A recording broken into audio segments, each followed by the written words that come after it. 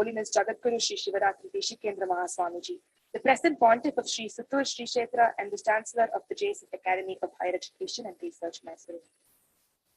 On behalf of the organizing committee of KAMLSCON 2022, I extend a very warm welcome to you all for the 30th Annual State Conference of Karnataka Medical Legal Society, themed as Collaborative Forensics, to be held today and tomorrow. May I call upon Ms. Pujita to invoke the blessings of the Divine Almighty.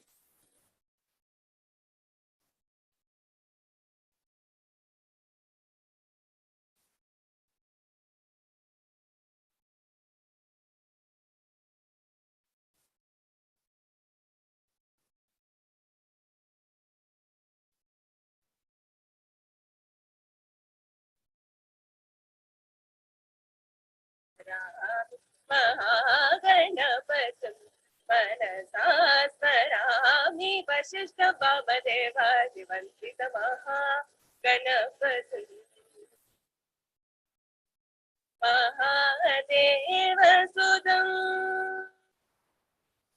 Mahadeva Sudam Guru Guhanudam Mahadeva Sudam Guru Guhanudam Marakoti Prakasham Shantam Marakoti Prakasham Shantam Mahakavya Natakadi Priyam Mushrika Vahana Modaka Priyam Mahakavya Natakadi Priyam Mushrika Vahana Modaka Priyam Papa Magamarisa Papa Magamarisa Sani Papa Magamarani Sani Gamamari Sani Sani Pama Sani Pama Gamani Pamari Gamari Rita Sani Pama Gamari Sani Gamamaha Ganapatim Manasa Smarami Vashishta Vamadeva Divansita Maha Ganapatim.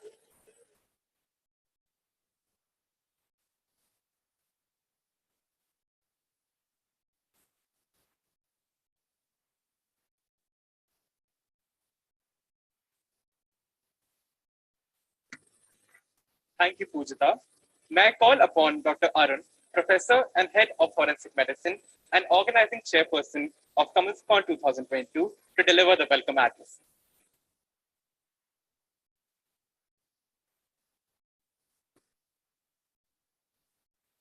ಪ್ರಪ್ರಥಮವಾಗಿ ಶ್ರೀ ಕ್ಷೇತ್ರ ಸುತ್ತೂರಿನ ಗುರು ಪರಂಪರೆಗೆ ಭಕ್ತಿಪೂರ್ವಕ ನಮಸ್ಕಾರಗಳನ್ನು ಸಲ್ಲಿಸುತ್ತೇನೆ. ಪರಮ ಪೂಜ್ಯ ಜಗದ್ಗುರು ಶ್ರೀ ಶಿವರಾತ್ರಿ ರಾಜೇಂದ್ರ ಮಹಾಸ್ವಾಮಿಗಳವರ ಪಾದಕಮಲಗಳಿಗೆ ಭಕ್ತಿಪೂರ್ವಕ ನಮನಗಳನ್ನು ಸಲ್ಲಿಸುತ್ತಾ ಪ್ರಸ್ತುತ ಜಗದ್ಗುರು ಶ್ರೀ ಶಿವರಾತ್ರಿ ದೇಶಿಕೇಂದ್ರ ಮಹಾಸ್ವಾಮಿಗಳವರ ಆಶೀರ್ವಾದಗಳನ್ನು ಬೇಡುತ್ತೇನೆ.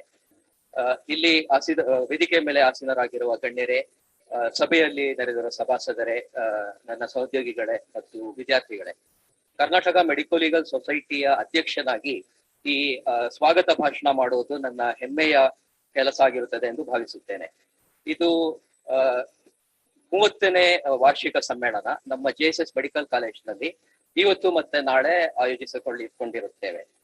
ಈ ಸಮ್ಮೇಳನ 25 ವರ್ಷಗಳ ನಂತರ ನಮ್ಮ ಕಾಲೇಜಿನಲ್ಲಿ ಆಯೋಜಿಸಲಾಗುತ್ತಿದೆ ಎನ್ನುವುದು ತುಂಬಾ ಹರ್ಷದ ವಿಷಯ. ಹಿಂದಿನ ಸಮ್ಮೇಳನ 1997ರಲ್ಲಿ ಆಗಿರುತ್ತದೆ.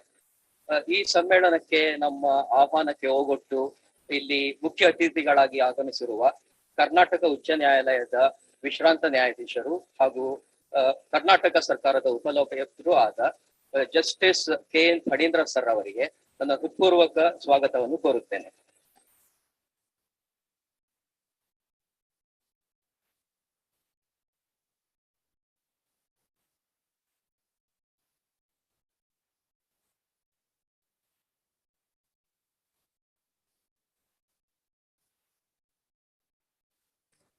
ನಮ್ಮ ಆಹ್ವಾನಕ್ಕೆ ಹೋಗೊಟ್ಟು ಈ ಉದ್ಘಾಟನಾ ಸಮಾರಂಭಕ್ಕೆ ಆಗಮಿಸಿ ಸಮಾರಂಭದ ಅಧ್ಯಕ್ಷತೆಯನ್ನು ವಹಿಸಿರುವ ನಮ್ಮ JSS ಉನ್ನತ ಶಿಕ್ಷಣ ಹಾಗೂ ಸಂಶೋಧನಾ ಅಕಾಡೆಮಿಯ ಉಪಕುಲಪತಿಗಳಾದ ಶ್ರೀ ಸುರೀಂದರ್ ಸಿಂಗ್ ಅವರಿಗೆ ನನ್ನ ಸ್ವಾಗತವನ್ನು ಕೋರುತ್ತೇನೆ.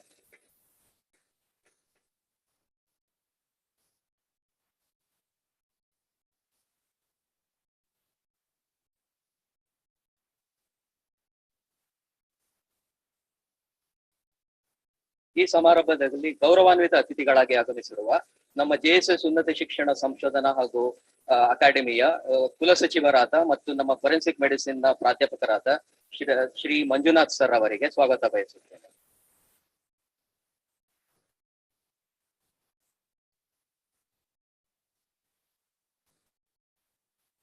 ನಮ್ಮೆಲ್ಲ ಕೆಲಸಗಳಿಗೆ ಪ್ರೋತ್ಸಾಹ ನೀಡಿ ಮತ್ತೆ ಮಾರ್ಗದರ್ಶನ ನೀಡುವ ನಮ್ಮ ನೆಚ್ಚಿನ ಪ್ರಾಂಶುಪಾಲರು ಡಾಕ್ಟರ್ H. ಬಸವನಗೌಡಪ್ಪ ಸರ್ ಅವರು, ಅವರಿಗೆ ಪೂರ್ವಕ ಸ್ವಾಗತ ಕೋರುತ್ತೇನೆ.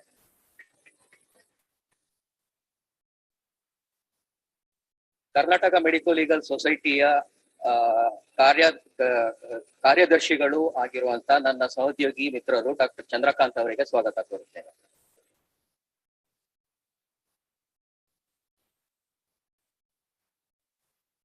ಈ ಸಮ್ಮೇಳನದ ಕೇಂದ್ರ ಬಿಂದುಗಳಾದ ನಮ್ಮ ಸಂಪನ್ಮೂಲ ವ್ಯಕ್ತಿಗಳು, ಇವರಿಂದ ನಮ್ಮ ಸಮ್ಮೇಳನಕ್ಕೆ ಬಹಳಷ್ಟು ಶೋಭೆ ಬಂದಿರುತ್ತದೆ. ಈ ಸಮ್ಮೇಳನದಲ್ಲಿ ಇರುವಂತಹ ಸಂಪನ್ಮೂಲ ವ್ಯಕ್ತಿಗಳು ಡಾಕ್ಟರ್ ಪ್ರದೀಪ್ ಕುಮಾರ್ ಸರ್ ಅವರು, ಇವರು ಕೋಲಾರದ ಶ್ರೀ ದೇವರಾಜ ಅರಸ್ ಉನ್ನತ ಶಿಕ್ಷಣ ಹಾಗೂ ಸಂಶೋಧನಾ ಅಕಾಡೆಮಿಯ ಉಪಕುಲಪತಿಗಳಾಗಿರುತ್ತಾರೆ. ಅವರಿಗೆ ಸ್ವಾಗತ ಕೋರುತ್ತೇನೆ. ಹಾಗೆಯೇ ಇತರ ಸಂಪನ್ಮೂಲ ವ್ಯಕ್ತಿಗಳು ನಮ್ಮ ಮಂಗಳೂರಿನ ಶ್ರೀನಿವಾಸ ಮೆಡಿಕಲ್ ಕಾಲೇಜಿಂದ ಬಂದಿರುವಂತ ನ್ಯಾಯವಿದ್ಯಾಶಾಸ್ತ್ರ ವಿಭಾಗದ ಮುಖ್ಯಸ್ಥರು ಡಾಕ್ಟರ್ ವೃಂದಾ ಭಟ್ ಮೇಡಮ್ ಅವರಿಗೆ ಸ್ವಾಗತ ಕೋರುತ್ತೇನೆ. ನಮ್ಮ ಸಂಸ್ಥೆಯ ಆಡಳಿತಾಧಿಕಾರಿಗಳು ಡಾಕ್ಟರ್ ಶ್ರೀಯುತ ಸತೀಶ್ ಚಂದ್ರ ಸರ್ ಅವರು, ಅವರಿಗೆ ನನ್ನ ಸ್ವಾಗತ ಕೋರುತ್ತೇನೆ. ಹಾಗೆ ಇಲ್ಲಿ ಇರುವಂತಹ ಫಾರ್ಮಸಿ ಕಾಲೇಜಿನ ಪ್ರಾಂಶುಪಾಲರು ಡಾಕ್ಟರ್ ಪ್ರಮೋದ್ ಕುಮಾರ್ ಸರ್ ಅವರಿಗೆ ನನ್ನ ಸ್ವಾಗತ. JSS ಮೆಡಿಕಲ್ ಕಾಲೇಜಿನ ಉಪ ಪ್ರಾಂಶುಪಾಲರಾದ ಡಾಕ್ಟರ್ MN ಸುಮಾ ಮೇಡಮ್ ಅವರು ಮತ್ತು ಡಾಕ್ಟರ್ ಪ್ರವೀಣ್ ಕುಲಕರ್ಣಿ ಅವರು ನಮ್ಮೊಂದಿಗಿದ್ದಾರೆ. ಅವರಿಗೆ ನಮ್ಮ ಪರವಾಗಿ ಸ್ವಾಗತ ಕೋರುತ್ತೇನೆ.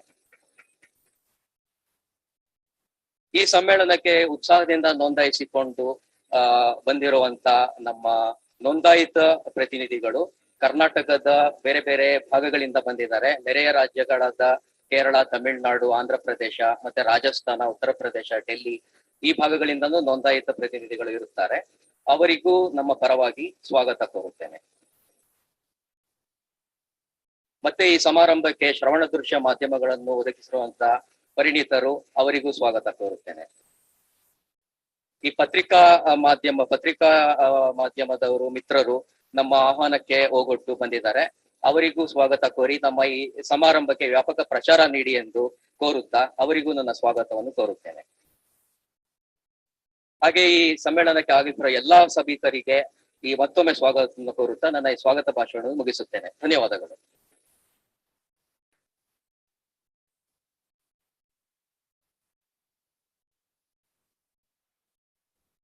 Thank you, sir.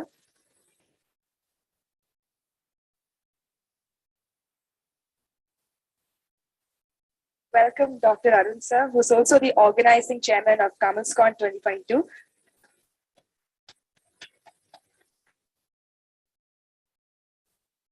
Jyoti, the light symbolizes knowledge, and it would be precise on the part of the academic conference to dispel darkness of ignorance and embark on the rays of knowledge and prosperity. I request all dignitaries on the dais to light the lamp of knowledge and mark the beginning of the conference KAMLSCON-2022 Collaborative Forensics.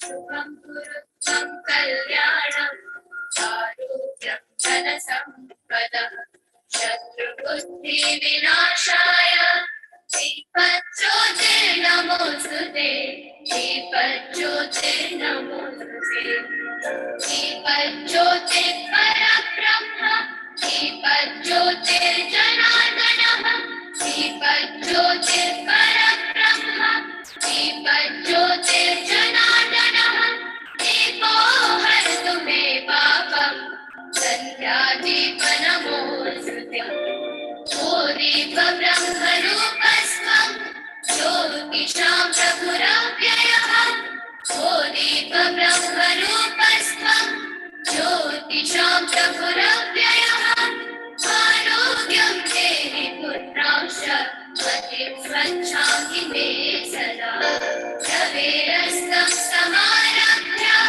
Yavat Suryodaya Bhavet Raverastam Samarabhya Yavat Suryodaya Bhavet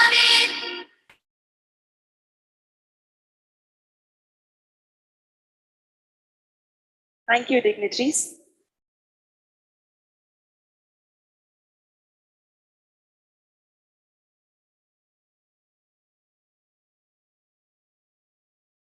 Voluminous efforts from umpteen hands and infinite brains have gone behind conceptualizing this conference.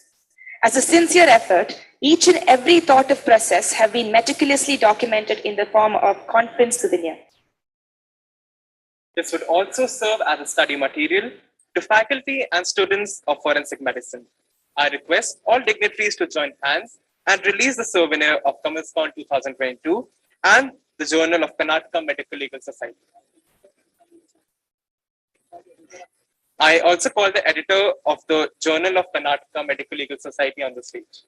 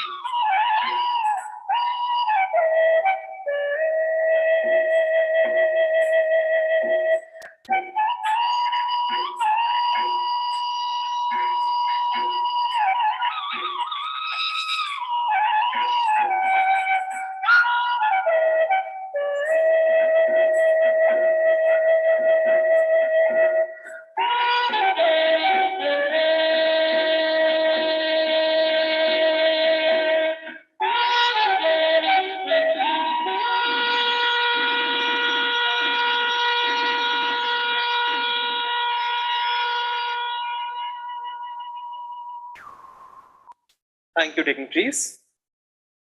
Now may I call upon Dr. Smita Rani, Associate Professor of Forensic Medicine and Treasurer of KAMLSCON 2022 to introduce our Chief Guest of the day.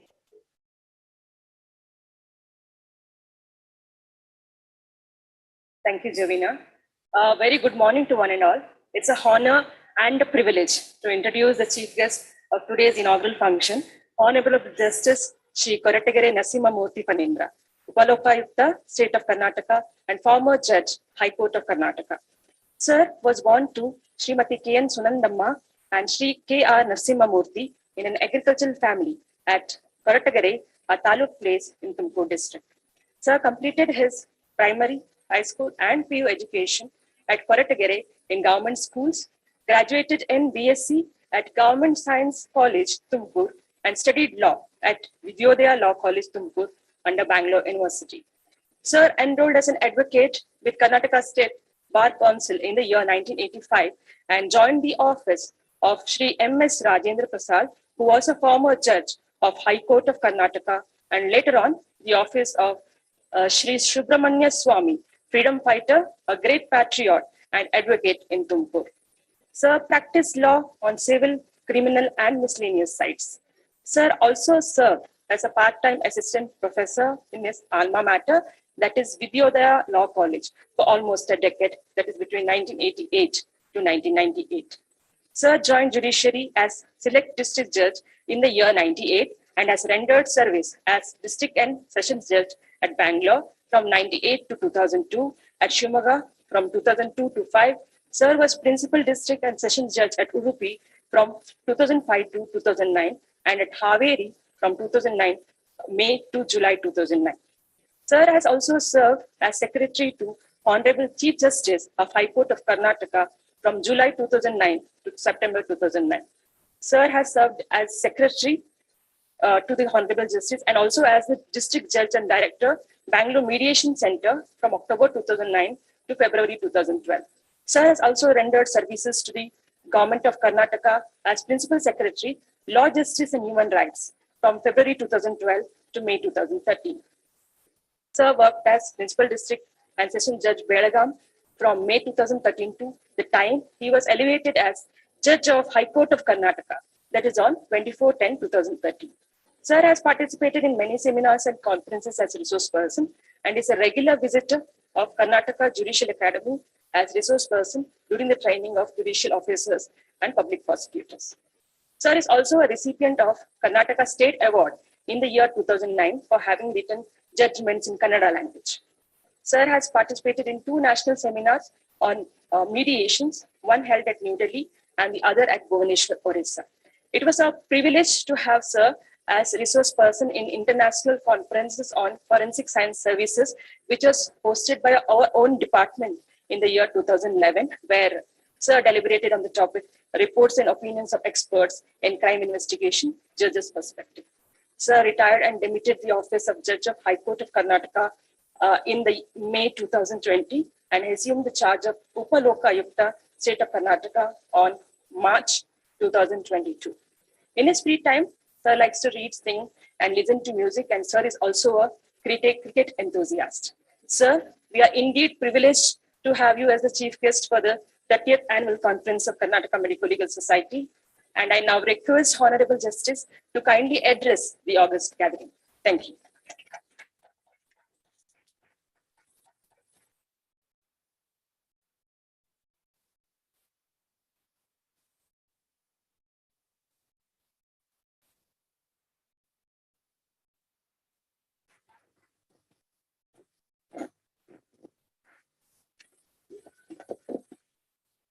ಎಲ್ಲರಿಗೂ ನಮಸ್ಕಾರ. ಕರ್ನಾಟಕ, ಕನ್ನಡ ನಮ್ಮ ಮಾತೃಭಾಷೆ. ಎಲ್ಲಿ ಹೋದ್ರೂ ಸಾಮಾನ್ಯಕ್ಕೆ ನಾನು ಕನ್ನಡದಲ್ಲೇ ಹೆಚ್ಚು ಮಾತಾಡ್ತೇನೆ. ಆದರೆ ಈಗ ಮಾತನಾಡಿದಂತ ಅರುಣ್ ರವರು ಬೇರೆ ಬೇರೆ ರಾಜ್ಯಗಳಿಂದ ಬಂದಿರತಕ್ಕಂತ ಭಾಗವಹಿಸಿರ್ತಕ್ಕಂಥ ಪಾರ್ಟಿಸಿಪೆಂಟ್ಸ್ ಇಲ್ಲಿ ಇದ್ದಾರೆ. ಡೆಲ್ಲಿ, ಮಡ್ರಾಸ್, ಕೇರಳ ಎಲ್ಲ ಕಡೆಯಿಂದ ಬಂದಿರತಕ್ಕಂತ ಡಾಕ್ಟರ್ಸ್ ಇದ್ದಾರೆ. ಬಹುಶಃ ಸಂಪೂರ್ಣವಾಗಿ ಕನ್ನಡದಲ್ಲೇ ಮಾತನಾಡಿದ್ರೆ ಅವ್ರಿಗೆ ಏನು ಅರ್ಥ ಆಗದೆ ಹೋದ್ರೆ ನಾವು ಏನ್ ಹೇಳ್ಬೇಕು ಅಂತ ಇದ್ದೀವಿ ಅದನ್ನ ಹೇಳಿದ್ದು ಅವ್ರಿಗೆ ತಲೆಗೆ ಹೋಗೋದೇ ಇಲ್ಲ. ಆದ್ರಿಂದ ನಾನು ಈ ಒಂದು ಸಂದರ್ಭದಲ್ಲಿ ವಿಶೇಷವಾಗಿ ಈ ಡಾಕ್ಟರ್ಸ್ನ, ವೈದ್ಯರನ್ನ ಉದ್ದೇಶಿಸಿ ಮಾತಾಡ್ತಕ್ಕಂಥ ಸಮಯದಲ್ಲಿ ಇಂಗ್ಲಿಷ್ ನಲ್ಲಿ ಮಾತಾಡೋದು ಬಹಳ ಒಂದು ಉತ್ತಮ ಅಂತಕ್ಕಂಥ ಒಂದು ಭಾವನೆಯಿಂದ ನಾನು ನನ್ನ ಒಂದು ಮಾತುಗಳನ್ನ, ಒಂದೆರಡು ವಿಷಯಗಳನ್ನ ತಮ್ಮೊಂದಿಗೆ ಇಂಗ್ಲಿಷ್ ನಲ್ಲಿ ಹಂಚಿಕೊಳ್ಳೋದಕ್ಕೆ ಇಷ್ಟಪಡ್ತೇನೆ.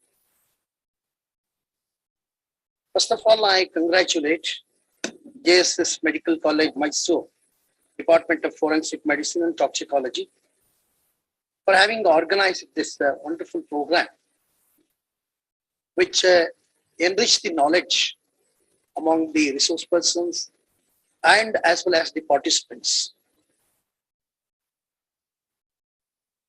The Vice Chancellor of JSS Academy of Higher Education and Research, Mysore, Dr. Sri Surinder Singh, Registrar of the institution, Dr. Manjunath, Principal of the institution, Dr. Basavanagaudappa H, and Dr. Arun, who is on the class, and all the other respected members on the dais and respected resource persons, and as well as the doctors from various parts of the country, ladies and gentlemen. First, I would like to say that you are the persons who are the professionals as doctors. The God has selected you to become doctors. Why is the question? Some persons may become judges, some persons may become lawyers, some persons may become doctors. Everybody cannot become a doctor. everybody cannot become a judge. Two important aspects the doctors should know. Why the God has bestowed that an opportunity to the doctors to study medicine and to serve the society. Two important aspects one should bear in mind is that a person suffering from any ailment, first he will go to the doctor. And if there is any social evil is there, social ailment is there, he will go to a lawyer or a police or to the court. The first primary object of a doctor is to see that the society's health is maintained. And sustenance of society's health, indirectly, it is the health of the citizens of the country. That is, whether it is a mental health or physical health, whatever it may be. The second important aspect is that you are also part and parcel of the judicial system, in my opinion, because the judicial system in administration of justice is dependent upon several components.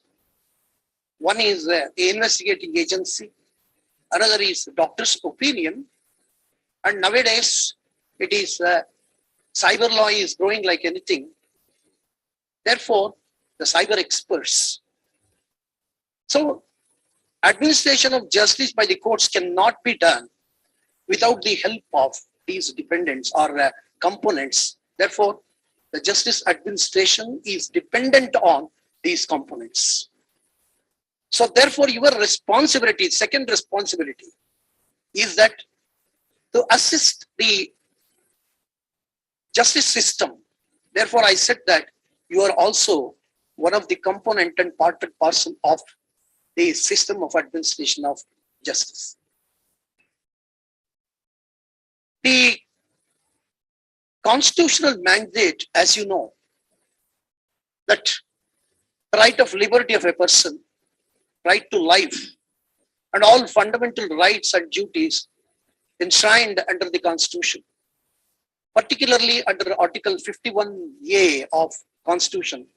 It says that what are all our responsibilities and duties towards our country. One of the important aspects is that to maintain the health of the society, so that constant growth on all respects of the country is also bestowed not only on the judiciary and other components, but also on the medical system. The Constitution also says right of life or right to life. It is not that living like a jackal or a dog in the country, but it should be a dignified life. How a person can get a dignified life? What is the contribution of the doctors towards that? You see, right to life comprising of three important segments. One is you can have your protection by law so far as your body is concerned. Second is your property is concerned. Third one is status in the country is concerned. See, body is your property. It is body is one recognized as a property of a person. So person means that various laws the legislators or the parliamentarians enacted, they are mainly concentrating on three important aspects. One is personal safety of a person, citizen of the country. Second is he can acquire any property legally. He can enjoy his property as he likes, and even after his death, he can dispose of his property according to his own will and wish. So body, so far as body is concerned, the Constitution and the laws are so stringent. Even a doctor cannot touch a person without his consent. So therefore, even touching a person, if a person comes to a doctor, immediately he will hold his hand to read the pulse. He will not ask for any consent from the person, because he came there for the purpose of medical advice, He himself gives his hand. So that is what we recognize. It is a deemed consent by that man. It is not applicable everywhere, but wherever statute prescribes that the consent of a party before examination is an absolute legal requirement, then only the question comes. So therefore, the protection of the body, various penal laws have been enacted, even including this Information Technology Act and cyber laws, this POCSO Act, Indian Penal Code. These are all the laws which protect the body of a person, that is physical body. So far as the illness is concerned, it is left to the domain of the doctors. If the physical injury is there, or mental illness is there, retardedness is there, there are various laws have been enacted to that effect. So therefore, so far as protection of the body is concerned, it is not only the investigating agency, judiciary, it is equal responsibility is bestowed on the doctors. Second, so far as the property laws are concerned, you might have studied that there are various types of properties, including the invisible properties. That the resources you are having in your mind, it is nothing but a software inside your brain. Nobody can steal it. But how to utilize this resource is the question. So this resource is the property of doctors that can be utilized for the benefit of the public at large. Therefore, this conference is mainly concentrated not only for the purpose of boosting the ethical standards of doctors, but also equip themselves with such expertise so that that expertise can be utilized for the benefit of the society at large. Unless you become an expert, you may not be in a position to meet these global problems. Just now I was talking with the dean of this institution. He told me that we are competing almost with other countries so far as the medical field is concerned. You see, crime is gone to that extent. It is a challenge not only to the investigating agencies, but also to the doctors, but also to the experts in various lines. Therefore, unless we equip ourselves by means of participating in such seminars, acquiring such knowledge, it may not be, you may not be in a position to give proper assistance to the society and as well as this judicial system. I have gone through the subjects selected for this seminar. Wonderful subjects, beautifully coined, and they are all helpful. It is a little bit oriented towards the judicial system. How better you can help the administration of justice is one of the subjects I have seen in our curriculum. So once you acquire the knowledge by means of these seminars, how it can be executed or implemented is the question. So in one Sanskrit stanza, it is a poem like, it says that what is the responsibility of a human being?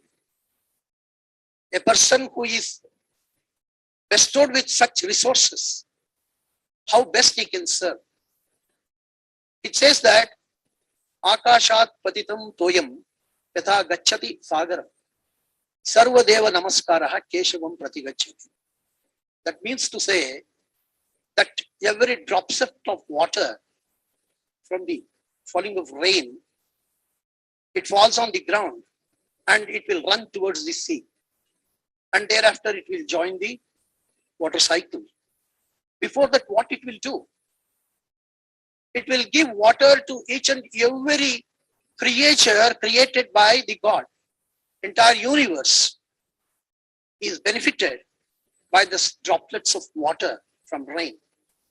The second stanza says that Sarvadeva Namaskaraha Keshavam Pratigacchati. Everybody who has taken birth in the universe, the death is certain, but time is not certain. Birth is uncertain, death is certain, but time is uncertain. So when droplets of water in nature, which has done its duty impartially to each and everybody, but we are bestowed with some resources, and the God has selected you to serve the society in the medical field.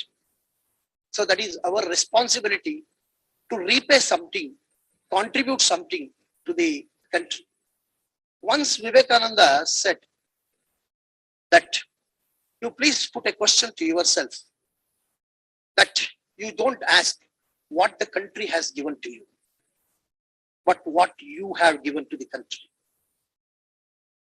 So he further said that if you cannot give anything to the society, but be honest to the society. At least be honest to the society. Be sincere to the society.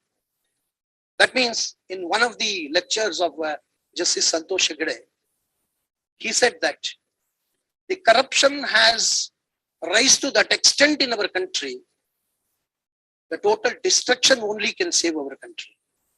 The new generation may, created by the God, may live in that area of honesty and sincerity. So that is why we have to, as far as possible, while serving the society, be honest and sincere. And as far as possible, wherever we can do, we can avoid this corruption and prevent this corruption in the society. Every type of corruption, it is not merely by means of taking money is not corruption. Corruption is having a very vast area which covers almost everything, influence, various for other reasons, various for other considerations. As a judge, I have seen various medical certificates falsely given, particularly in murder cases and in motor vehicle cases, where there was no fracture at all. The doctor used to give 3 or 4 fractures so that enabling the party to get more compensation in the court of law. This is one type of corruption. Why?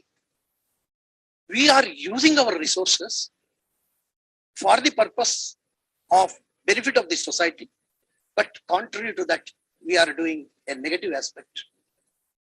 Therefore, friends, this is the conference where you can acquire knowledge and you can spend it for the benefit of the society. I will end up with my speech with one small story of in the court of Akbar. Akbar, you know, that very famous king, and he has so many ministers in his court. Once a person came to his courtyard with 3 dolls. 3 dolls were of same pattern, similar. There is absolutely no change from one doll to another doll. He asked what message these dolls are giving to the society. Every minister has gone through those idols. They are reversed, made upside down.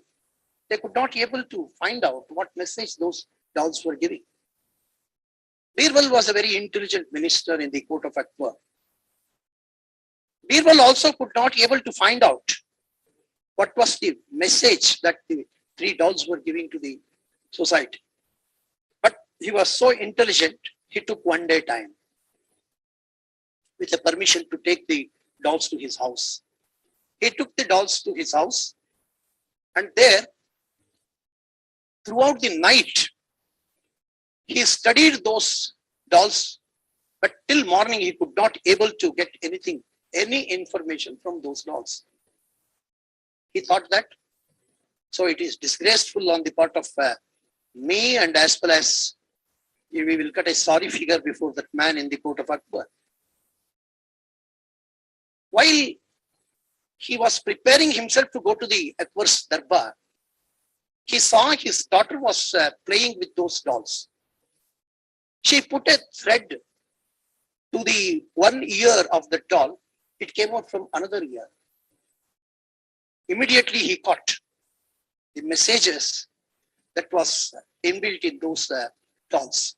He came to the court of Akbar and he said that this is the first doll wherein one thread is put to the one ear, it is coming out. The people of one type, that is, they will hear from one ear and leave it from another ear. They will not take that into their head at all. They are not helpful to themselves nor to the society. The second doll, where the thread was put, it did not come out at all. Then he said, the people of second type, they hear everything, they see everything, they do everything, and mix up that with their resources in their mind. And they will never use that for the society, but they will use it for themselves. They are selfish fellows. Though they are not obstacles to the society, but they are not helpful to the society. The third category of people, that is, thread was put to one ear and it came out from the mouth. Then he said that these are all the persons, wherever they go, they receive everything, the sources, the light of knowledge from every source. They will mix up with their knowledge and resource. They will not keep quiet. By means of spelling that to the society, they will do best to the society. So this is how we have to adopt ourselves or imbibe the qualities of a third doll. Therefore, my dear friends, time is very short and you are proceeding to the another session. That is, wonderful sessions are there, particularly with reference to cyber crimes and investigation. I don't think whether Mr. Sahai is already came here or not. He's a wonderful man who can deliberate on that cyber crimes, and he will definitely enrich your knowledge. Like that way, there are so many resource persons who have got expertise. Please concentrate, hear everything, be like a third doll, and do everything repay as far as possible to the society. Before ending, a famous stanza of Dr. D.V. Gundappa, a famous poet of Karnataka state. He says that it is in Kannada language, beautifully coined with wonderful words. Hullagu bettadadi manege mallige. I will translate into English a little later. Hullagu bettadadi manege malligeyagu. Kallagu kastagala vidhi malegareye. Bella sakkareyagu deena durbalaringe. Ellarolagundagu mankutimma. So that says that the grass who has taken birth, if the cattle eat the grass is so happy, and by sacrificing his body, sacrificing itself, it is so happy that his life is sacrifices. He achieved its goal because he satisfied the cattle. Manege mallige yagu, be a fragrance in your house by means of your good qualities, by means of your resources. You will make a bad people into a good people. You will control your family members. You will make them good. You will make them to serve the society. Like that way, if one house in a village is converted in that line, the entire village will be converted with the help of that family members of that house. If one village, they will spread it to several other villages. Like that way, it will be spread to the whole universe. That's why Krishna said in Bhagavad Gita, Shraddhavan labate gnanam. Nahi gnanena sadrusham. That means whoever concentrates on a subject, definitely he will enrich himself. And once you acquire that power of knowledge power, nothing like that. nobody can stop you from achieving success. The achievements and success are two things. What is success and what is achievement? Achievements have got barriers. We will put one stage to achieve something. But success is the journey of life. It is the journey of life. Throughout your life, you will put on goals. They are like steps to achieve the success in your life. That is why it is not so easy. That is why he said that Kallagu Kastagala Vidhi Malegaraye. If rain downpours on the stone, what will happen? Nothing will happen to the stone. You must sit like a rock. Your attitude like a rock, so that you can face any problems, any difficulties in your life. You can thrive through.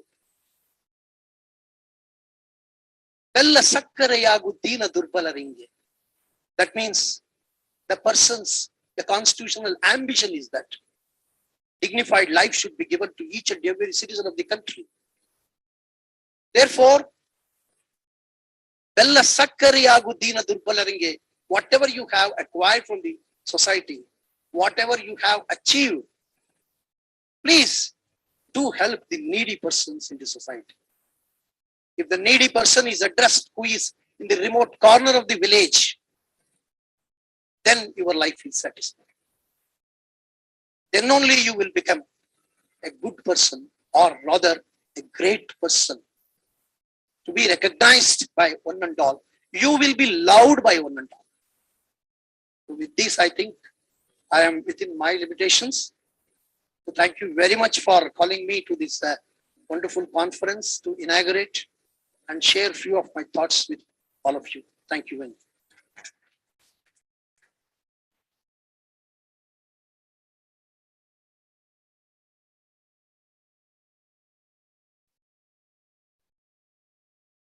Thank you, sir, for the wise and valuable words.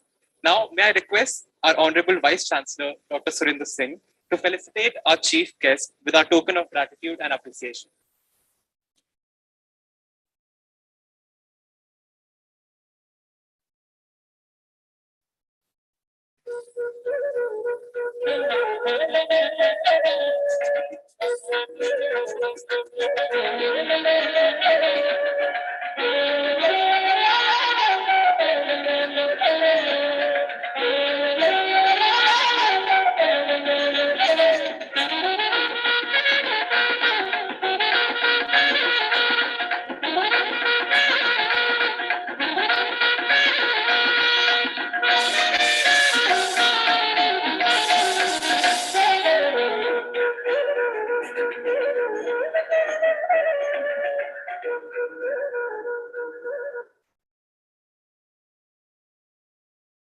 Thank you, sir. May I now request Dr. V. Manjunatha, Registrar of JSS Academy of Higher Education and Research, and today's guest of honor, to address the delegates.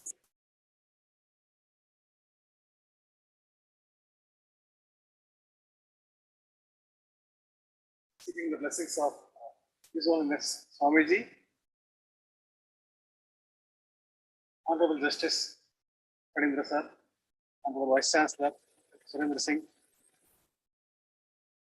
our Dean Dr. Vasan Godappa, Dr. Arun, Dr. Chandrakant, all the Dr. Pradeep Kumar, Vice Chancellor, Sridharadar's Academy of Education Research, all the dignitaries of the dais, and dear delegates. At the outset, I should say I am extremely proud of my department, because organizing this conference on collaborative forensics is one thing. We are practicing it to a large extent, whether it is teaching medical legal work, forensic science, helping Karnataka Police Academy, various fields they are spread. And for this conference, each and every member have put their heart and soul, including the postgraduates, volunteers. A lot of effort has gone through, and as suggested by our chief guest, the selection of the topics and the speakers is excellent. And they have seen that this conference should be flawless. and should be useful to one and all. When it comes to Kamals, I cannot help slipping into nostalgia. In 1996, when the 6th annual conference was held, under the stewardship of Dr. Shashidhar Mestri, we were only tutors and very few people there. And it was again a huge success. And thanks to Dr. Mestri and Dr. Ravichandar, who were there at that time. And later on, several conferences were held under Dr. Balraj sir's stewardship, whether it is Simla, South Indian Medical Legal Association, and this department has continued its tradition under Dr. Arun's stewardship now. I would like to end my speech with two very good coincidences, very pleasant ones. Dr. Veena Vaswani then was awarded the Best Paper Award. Now she is given the Lifetime Achievement Award. That was in 96, this is in 2022.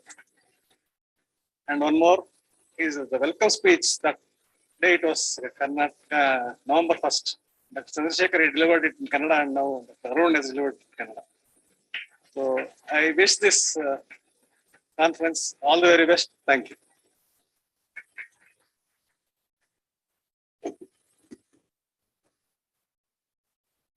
Thank you, sir. I request Dr. Arun, Organizing Chairman of KAMLSCON 2022, to felicitate our guest of honor with our token of gratitude and appreciation.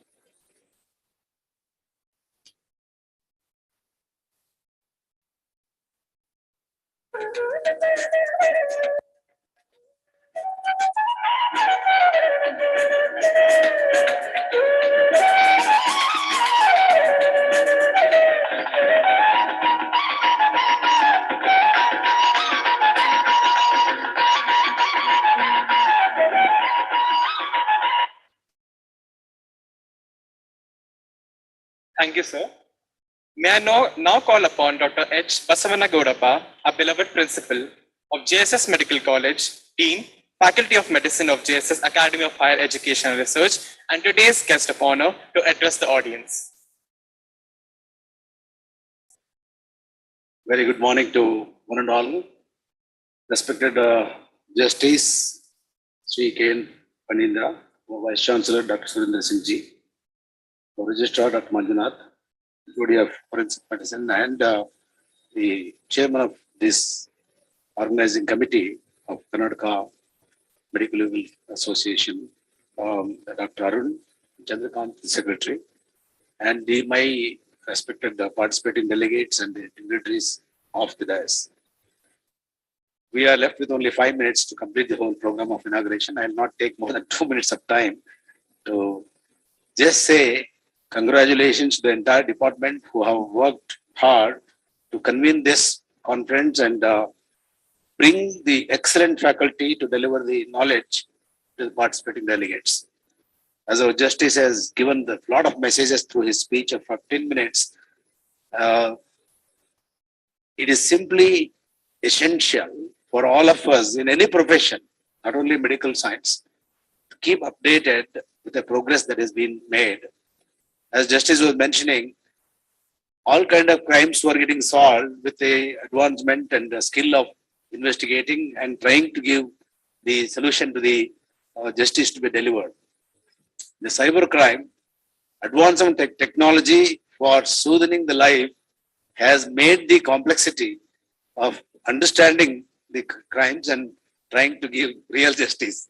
So science is ever advancing, so the crimes are also advancing in their nature and diversity. May this conference bring all those knowledge of existing current scenario and also give the skills to all the participating delegates to enrich them, go back with a lot of skill and knowledge and a lot of networking and friendship having come and participate here. I see Pradeep Kumar, who is going to deliver ATS Iyengar oration. ATS Iyengar was my teacher in Davangere. Then I was his doctor when he came back to Mysore. And I gave the oration in his name in Simla South India Conference, combined with Karnataka State Conference, which was organized by Mysore Medical College, long time back. So I congratulate Pradeep Kumar. He will be giving oration. He was almost like a Bhishma Pitamaha of forensic medicine. He was very student friendly teacher, totally unique person. I wish this program all the best.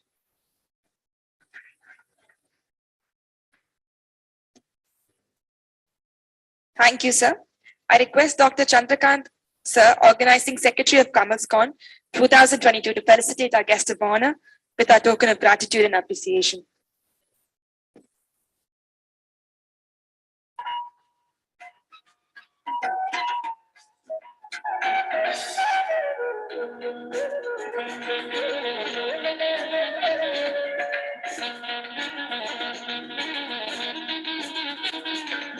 Thank you, sir. We all know that one's hard work deserves to be recognized and honored as a mark of encouragement to further meaningful outcomes in academic forums. KAMLSCON 2022 has made a sincere effort in recognizing and honoring postgraduate students, young faculty, and senior faculty for the outstanding achievements in the field of forensic medicine.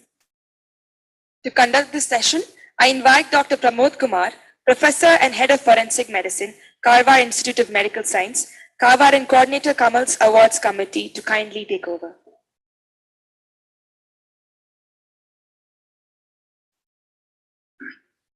Very good morning to everyone. It's my pleasure and honor to announce these awards in KAMLSCON 2022. We have 5 awards to be presented. The first award is Kamals and Dr. Shantakumar Memorial Gold Medal for postgraduate who is the first topper under Rajiv Gandhi University examinations. And the award goes to Dr. Varsha R. Patil from MS Ramaya Medical College, Bangalore. And it is instituted by Dr. Shantakumar Endowment and Kamals together. I request our chief guest, Honorable Justice Sri K. Panindra sir, to honor and present the award.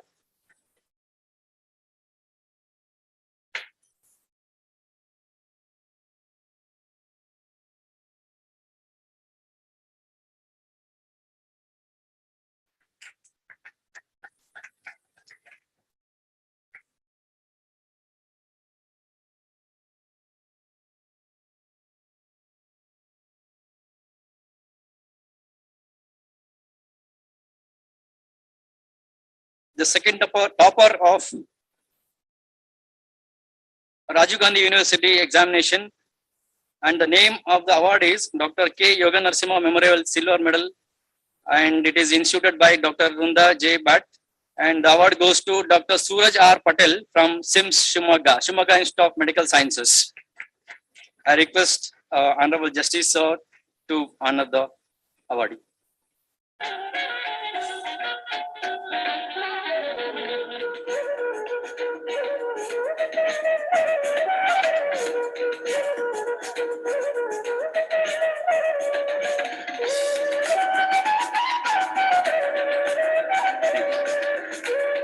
And first topper postgraduate in deemed university category goes to Dr. Ajmal bin Latif of Enupaya Medical College, Enupaya University, Mangalore, and it is instituted by the Kamals. And I request Dr. Kishore Kumar, President HOD of Enupaya Medical College, to receive the award.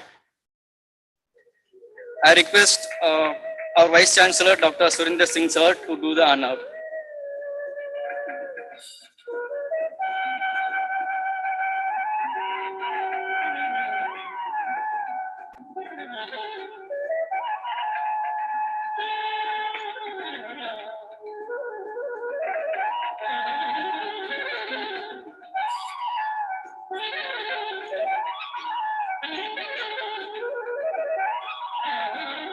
Next award is Dr. M.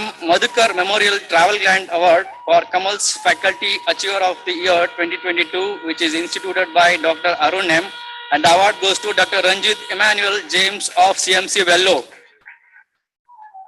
And the award consists of cash voucher of 10,000 rupees with a certificate of appreciation. I request Dr. Basan Godappa sir to do the honor.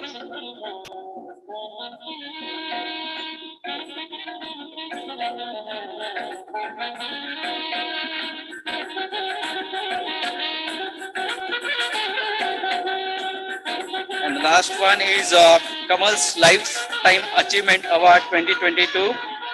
And the award goes to Dr. Veena Vaswani, Madam, Enapaya Medical College, Enapaya University.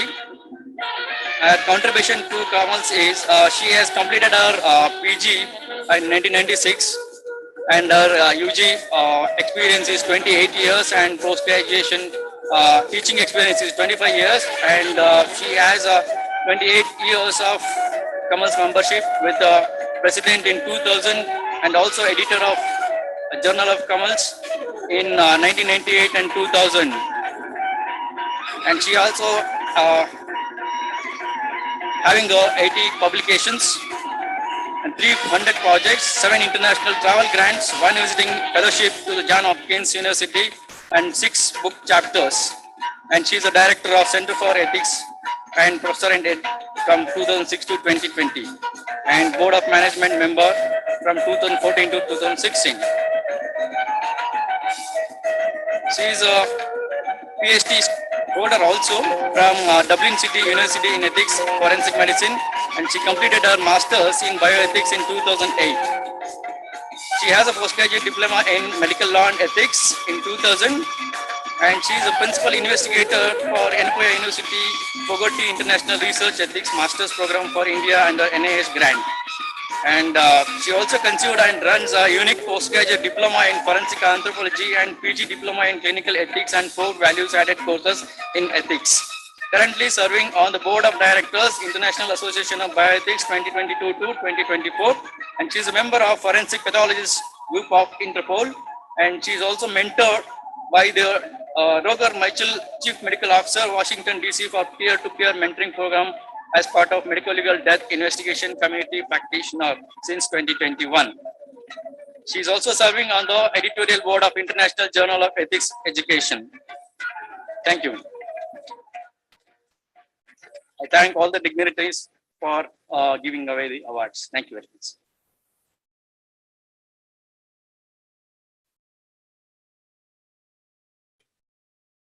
Thank you, sir. Now, it is my privilege to invite Dr. Surinder Singh, Honorable Vice Chancellor of JSS Academy of Higher Education and Research, and President of today's ceremony, to deliver the presidential address.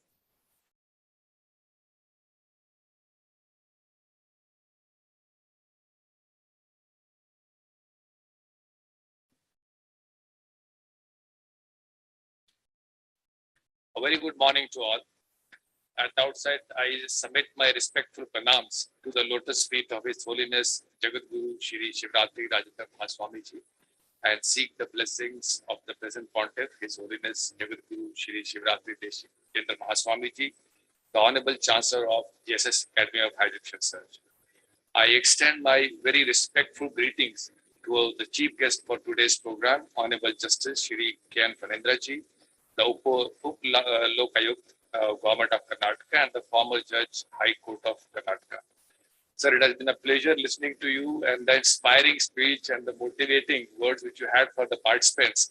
I think that sets the tone for this 2 days conference. Thank you very much, sir.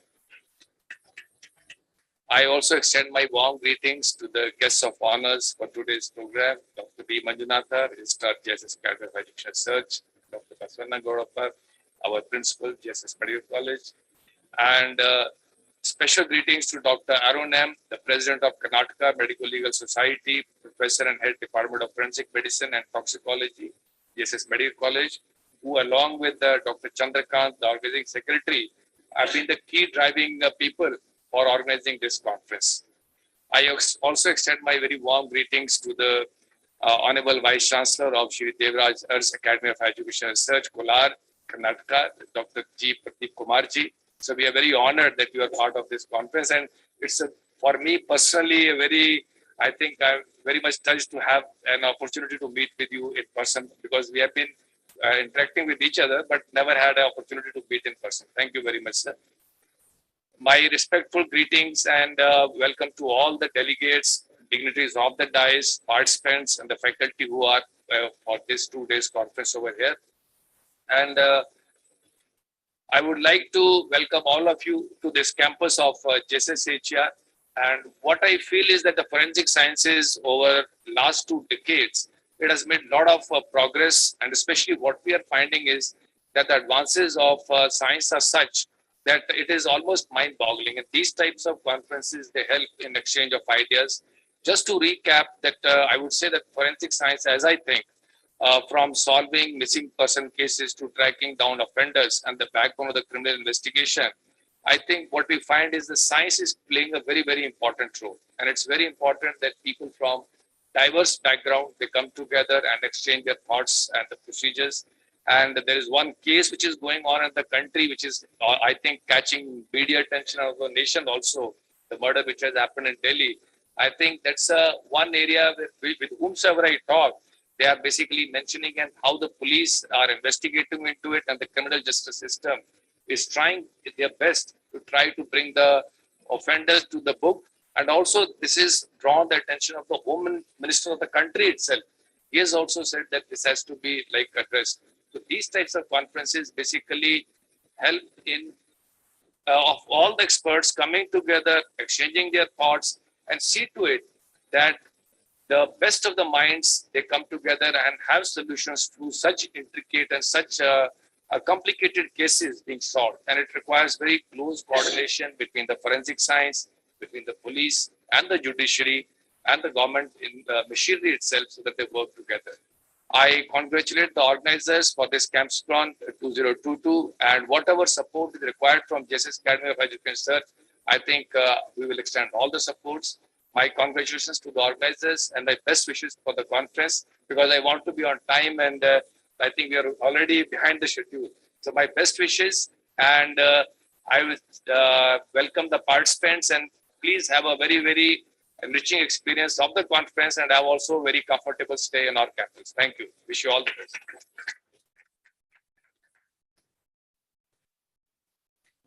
Thank you, sir. I request Dr. B. Manjunatha, Registrar of JSS AHER, to felicitate our Honorable Vice Chancellor with a token of gratitude and appreciation.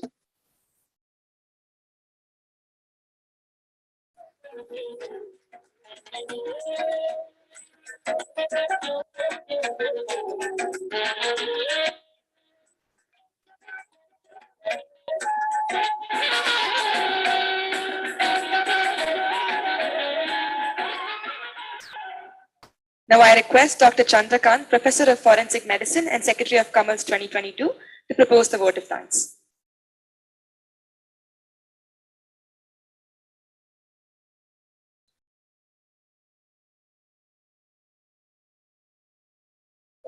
Very good morning to one and all. Pronounced to His Holiness Dr. Shri Shivratri Rajendra Mahaswamiji, and humble pronounced to lotus feet of His Holiness Jagadguru Shri Shivratri Deshpendra Mahaswamiji. I feel honored and privileged to get an opportunity to propose vote of thanks on this special occasion. At the outset, I would like to thank Honorable Justice Shri K. Panindra Sir, Upalokaayukta, Government of Karnataka, former Judge, High Court of Karnataka, for gracing this occasion of inaugural ceremony of the 30th Annual State Conference of Karnataka Medical Legal Society, KAMLSCON. Thank you, sir. We are also very much thankful to our Honorable Pro-Chancellor, Dr. B. Suresh, for his guidance and continuous support. I thank our Vice Principal, Vice Chancellor, Dr. Surinder Singh, for his constant support and being the backbone of this conference. We are great. Thank you, sir. We are grateful to our beloved Registrar, Dr. B. Manjunatha, for his wonderful contribution for the smooth conduct of this academic gala event. Thank you, sir. We extend our heartfelt thanks to our beloved Principal, Dr. Prasan Godappa, for his all-kind support. Thank you, sir. We thank our Vice Principals, charming Administrative Officer, for extending the help for this event. And we thank our ever humble Principal, Dr. T.N. Pramod Kumar, for sharing the venue of Pharmacy College, and also the staff of the Pharmacy College for this event. We thank all the resource persons, delegates, volunteers for attending this function and making this as a grand success.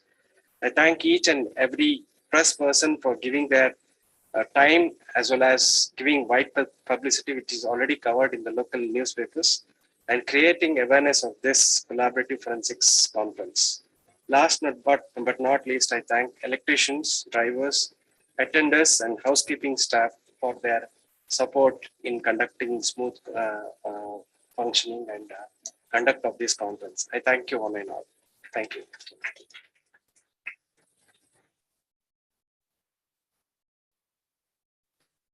Thank you, sir.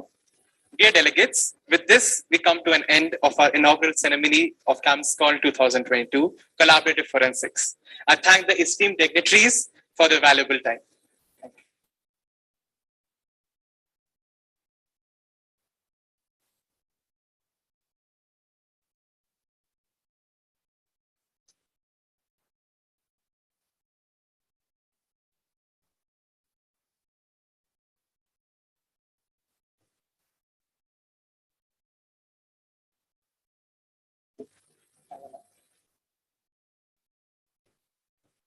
Our next session, ATS Iyengar Oration Lecture, will start shortly.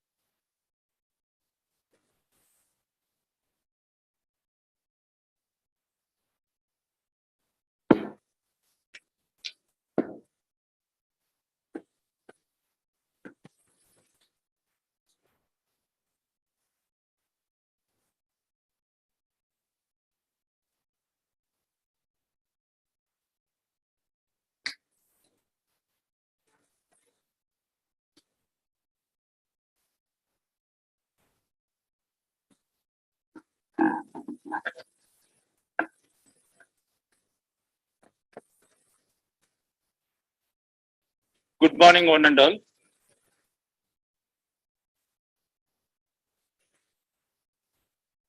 For this 8th Iyengar oration on symbiotic collaboration between academics and administration for forensic medicine faculty, we have teacher of teachers, stalwart, Dr. G. Pradeep Kumar. I would request my co-chair, Dr. Harish, to introduce Dr. G. Pradeep Kumar before we call him on stage. I know most of you know Dr. Pradeep Kumar, just for the formality sake, for those who are not familiar. Okay. So just Dr. G. Pradeep Kumar, a forensic pathologist by training, who had graduated from Kakatiya Medical College, Warangal, and completed his post-graduation in forensic medicine from Osmania University, Hyderabad. He also holds a criminology and criminal law degree from Annamalai University. To his credit, he has a vast experience of over 37 years in various academic positions, commencing his career at Kasturba Medical College, Manipal in 1985. And presently, he is the Vice Chancellor of Sri Devaraja's Academy of Higher Education and Research since March 2019. He served as the consulting forensic pathologist for the Commonwealth of Bahamas for a period of 2 years and was instrumental in empowering the police officers at Royal Bahamas Police College, Bahamas. He is a fellow of the Indian Academy of Forensic Medicine and has also been conferred with Huck and Bose Lifetime Achievement Fellowship Award. He has to his credit several publications of scientific papers in national and international journals, and also has presented various guest lectures in national and international conferences. Dr. Pradeep strongly believes that he is the social responsibility of every teacher to train a competent, compassionate, and caring healthcare provider who could safeguard the healthcare needs of the society. And I think I congratulate the organizers for choosing a right person for delivering this topic. And now I welcome Dr. Pradeep Kumar sir to deliver his oration.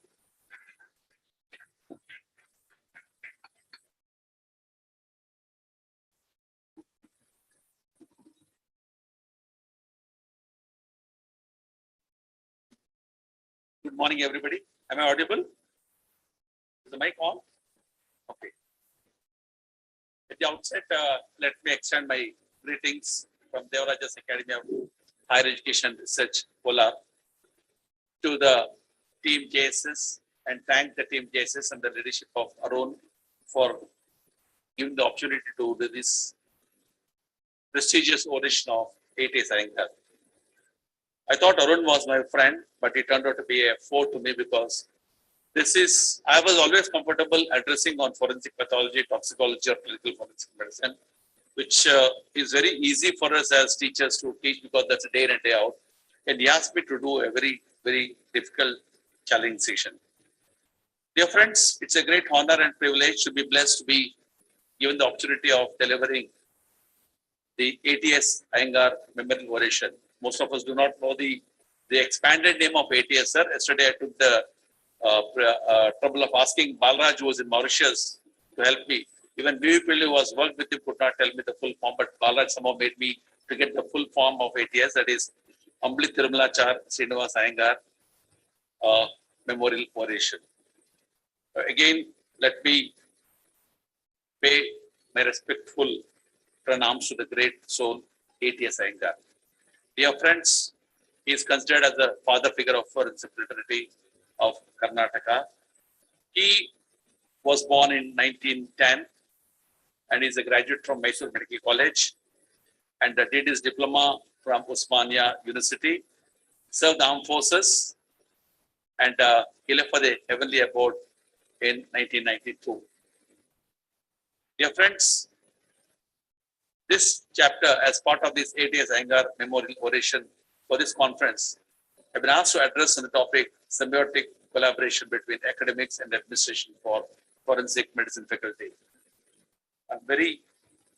I'm happy today for my presentation because what I did a presentation and planning, the so-called the logo which is being visible was very faint and invisible in my home presentation, and today I feel very embarrassed and sad that I'm not able to. Can somebody please help me to delete the master slide, because it was not like this when I looked in a trial in my campus, because this is distracting and disturbing. I can't make anybody read. Can you please help me to clean the master slide if we can?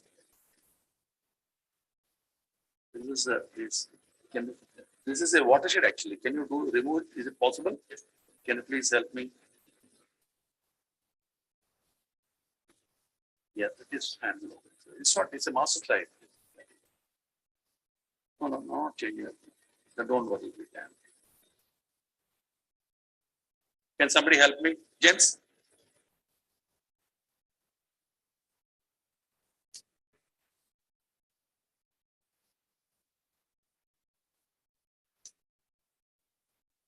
Can you do it? Yeah.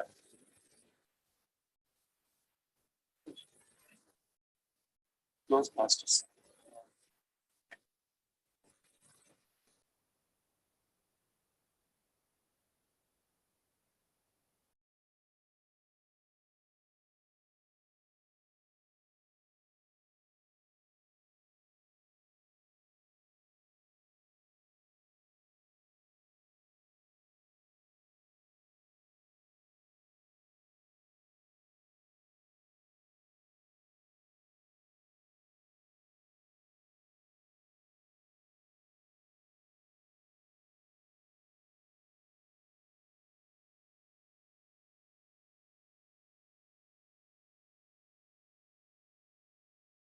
This is the problem. I did not have an opportunity to check my slides today morning. Yesterday night I was late. Okay, thank you so much, Suraj and James, for helping me to come out of this crisis. As usual, my students are always to my rescue. Dear friends, let's look at this challenging chapter of symbiotic collaboration, academics and administration. This oration, I would like to express my gratitude and permit me to deviate the norms. Normally we thank teachers, but today I would like to take the opportunity to thank my postgraduates who brought laurels to us. Very often we talk about the teachers, but today I would like to tell all my residents who are with me in Manipal, they brought laurels and glory, because every conference they used to bring laurels and we used to get the name. For example, it was Runda who started Compos Mentis, and we all got the good credit of doing it for so many years. So also, I can remember what Shanavas contributed, what Mavlesh contributed, and every one of you, each one of you have contributed memorable events for me. For example, Shankar's contribution to two important cases of snake bite injection, or a case of a rape and murder which happened in Murdeshwar, where we identified based on maternal mitochondrial DNA identification was done in that particular case, which is the conviction. Several of you have contributed and helped me to grow what I am today. Thank you, dear Manipal postgraduates, for projecting me as what I am today. And I would also like to thank my mentors whose contribution in my academic journey so far. Dear friends, the topic, administration for academicians and forensic faculty as administrators, and the symbiotic collaboration and how we can balance it. Most of the youngsters may not be very keen to know about these things, but please remember, one day or the other, you'll have to know administration. So let's learn it earlier than better, and not learn by mistakes and suffer in the process of your journey.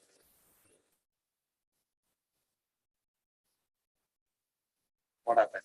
All this text about anyway. Suraj, illa hoglila. I think it's okay.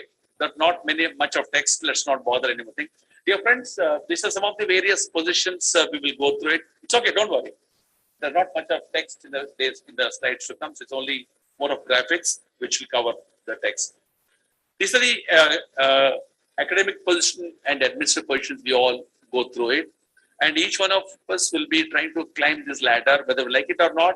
It's by compulsion or by choice or by the need of the hour. We all climb this ladder. Most of us will be aspiring to be at the top of the ladder as an academician. And the other ladder is in administration, which some of us are trusted in new colleges.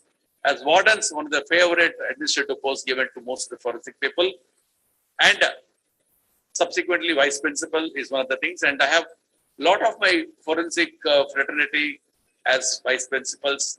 Principals today, I'm proud to know several of my Manipal products as principals. There is a control of examination registrar in Maharashtra University Health Sciences. He's a forensic guy, and vice chancellors. I think to the best of my knowledge, please correct me, Dr. Ravindran was the first vice chancellor from forensic fraternity. And I am fortunate to be part of this fraternity, to be holding this administrative post. Dear friends, in the process of climbing the ladder of academic or administrative posts, some of us have smooth sailing, some of us struggle, there could be hurdles, or some of us will be given a privilege to jump to the top position. Some of us will have bigger hurdles to go through, depending upon the work culture and the place we all work together. Working as an education administrator gives us the power to shape education policy, programs, and procedures. And we'll be able to create a vision and mission and ensure that the academic success of the institution where we are working together. There are several similarities between the academics and administration. It's important that we know our limits and work accordingly. Please remember that if we do not know the boundaries or the lines drawn for us, we have a lot of challenges to face through. As administrators, we provide leadership for education and implementing several policies and developing curriculum. Also, managing resources to achieve the goals, measuring success and growth of students, ensure students learn in a healthy environment is some of the important challenges we have. But please remember, as our chief guest today said, we've got a social responsibility. We have social responsibility to educate a society who contribute to teaching, service, and research, and create a healthcare professional who do no harm to our society. I always keep mentioning the last statement in this one. Please remember that you may be treated by your own student. How many of you have the courage and confidence to submit yourself in the emergency room of the college or the hospital where you're working to your own students who were trained by you as undergraduates? Do we have that courage? Because if the system in which we are training our students is competent, not the competency-based education, but competent of the skills which we have imparted them, we can submit ourselves. I'm proud to say, when I was in Manipal, all my physician surgeons were my own students, and I used to go visit them with confidence and trust, submit myself to be operated by them whenever necessity arises. So please remember, primum non nocere, create healthcare professionals who will do no harm to society. That's very, very important. As our chief guest said, this particular statement, caution to educators.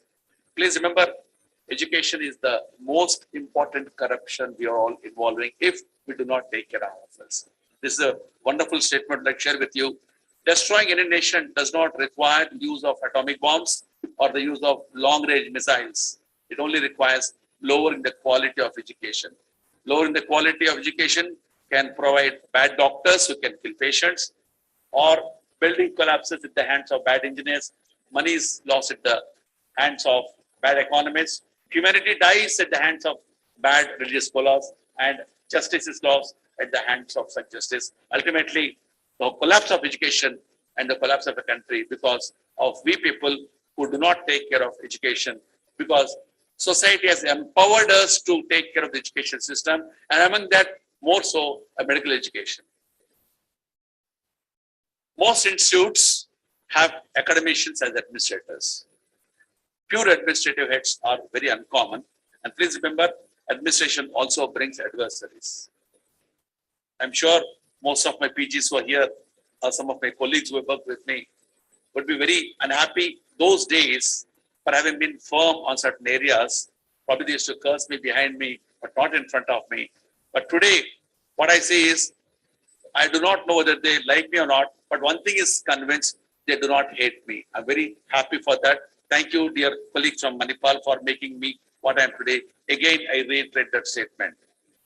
Dear friends, as an academic head of a department or institute, we help in transforming institutional goals and put the mission into practice. This is an important element as administrators. I have Manju with me, who has been here in administration for more than 2 decades, and he has been successfully been a good administrator, and he is able to do a good balancing act between academics and administration.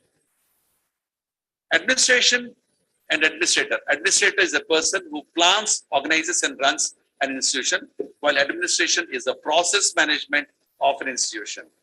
It involves setting up of policies, plans, and procedures, and implementing them. So these are the responsibilities. Whether we like it or not, every one of us is an administrator. Even at home, a mother is an administrator, a wife is an administrator, a driver himself is an administrator. He plans, executes everything. So administration is for all of us. We can't say I am not involved in administration. One day or the other, at some level or other, we're all administrators. So the question is, why forensic faculty as administrators? My question is, why not? Because we are very competent and confident. Okay? We have got familiarity with the law and law enforcing agencies, acquaintances with the law enforcing agents, handling stressful and emotional situations. Most institutes prefer us as wardens, vice principals, and most of us are members of various inquiry committees. They believe that we as forensic people know little bit of law, if not more of it. And most administrators and management feel a forensic fellow is there in the team. So he'll take care of the police and other requirements. Some sort of a confidence also is given to them. So we are one of the most preferred destinations for inquiries. And we have a wide medical knowledge when compared to other specialties. As forensic medicine itself, look into the description or definition, application of medical knowledge. And I feel happy to share with you, or proud, when I sit in the promotion interviews or staff selection interviews, the knowledge what I've acquired in forensic medicine, keep pushing here and there, and let them know that I know more than medicine, I know more than surgery. I was really privileged to be having the knowledge of forensic medicine while conducting interviews for selection process. You'll be surprised today that I was asking an emergency medicine physician who was recently asked, who was selected for a interview. He came down. Those people still do not know many of the nuances what we in forensic. For example, commonest emergency we used to get in Kolar is a organ of poison. I asked a simple question: what's the difference between an organ of phosphate and carbamate? He was struggling, being an emergency medicine physician. I said, what is the basic difference and how do you manage it? He said, we'll give atropine, we'll give oxygen, all those things. So what I'm saying is the basics are forgotten. I asked an OBG professor who came for promotion. Some of the simple things what we learn in forensic medicine have come in handy for me as a vice chancellor, sitting in interview committee. They all think I'm very knowledgeable. Please know the secret I would like to keep or bury here only and not take it back to the Kolar. I'm sure Srinivas is here. Are you there, Srinivas? Srinivas, are you there? Okay, disappeared. Thank you. So it has got an advantage for us. And please remember, a significant syllabus of MD hospital administration is a component what we know day in and day out. So it's important to share with you all the syllabus in hospital administration. Also, MBA hospital administration, several universities, there is a significant component of what we learn day in and day out as forensic faculties. I think this is the list of administrators from forensic who are all in different places and position, who are principals. I know of medical superintendents, 2 of my own students. Uday, who is in Father Muller's Mangalore, and Udit, who is in Pondicherry, was also a medical superintendent. And Udit is a dean today, and Uday continues to be a medical superintendent. So most of us have gone through and are going through the administration. But the challenges of administration are, we have jumped into the water of administration. Let's look at some of the challenges and see what we face day in and day out. There will be an additional workload, and our colleagues expect that we are available to them every time during day or even after working hours. They think administrator 24/7 because that is the tag which is carried with us, and they expect us to respond every time there's a crisis. So these are some of the important challenges. And please remember, are we trained to handle administration? Suddenly, I was the associate professor. My first administration was, I was asked to take up the responsibility when Maya started off in 93 as a deputy controller of examination. Tota was my boss. I went there and joined. Fortunately or unfortunately, there was no direct face-to-face interaction with anybody except papers. And my boss was Tota, who was a well-reputed person. So there's no challenge. But I was made a HOD. I was very scared of taking the responsibilities. I had 2 or 3 people above my age, more than me as my colleagues. And in the early part of my career, more than half a dozen of the PGs were older to me. It's a big challenge handling people older than you who have got fixed ideas and limitations of communications with those people. So these are challenges which I have gone through it, because until 80s, there was no formal teacher training for us in forensic medicine. The curriculum of MD forensic medicine does not talk anything about administration, anything about teaching. A school teacher goes through B.Ed, which is a formal teacher training program. But for us, there's no training program. The curriculum should involve training. The curriculum should involve handling administration, how to handle the problem. So part of the MBA should be incorporated in the curriculum for us so that we'll be successful. Please remember, we don't have leadership training. How to handle a complicated colleague, how to handle a drunkard attender in the mortuary, how to handle a clerk who does not come on time. These are the challenges, and we do not know how to train. We will work the way we want, either good or bad, and learn on the job. In the process, we may become goody-goody or bad and have more friends or more enemies. That's based on our luck and our skills. We are not familiar with economics. When I became a dean, I was asked to present a budget for the first time. I don't know what was the budget, but fortunately in Manipal, there was a small culture asked by the principal, what are your requirements, please send. And that was something called as a initiation of induction to budget.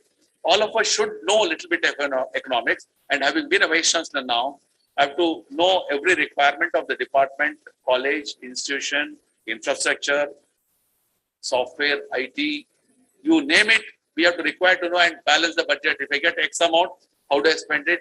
How much I can save? How much I should not save? All these things becomes part of administration. So it's important that we should have a little bit of health economics, not only for teachers, but also if you're a doctor going into the community, he should know how to know which patient can afford a CT, which patient cannot afford a MRI.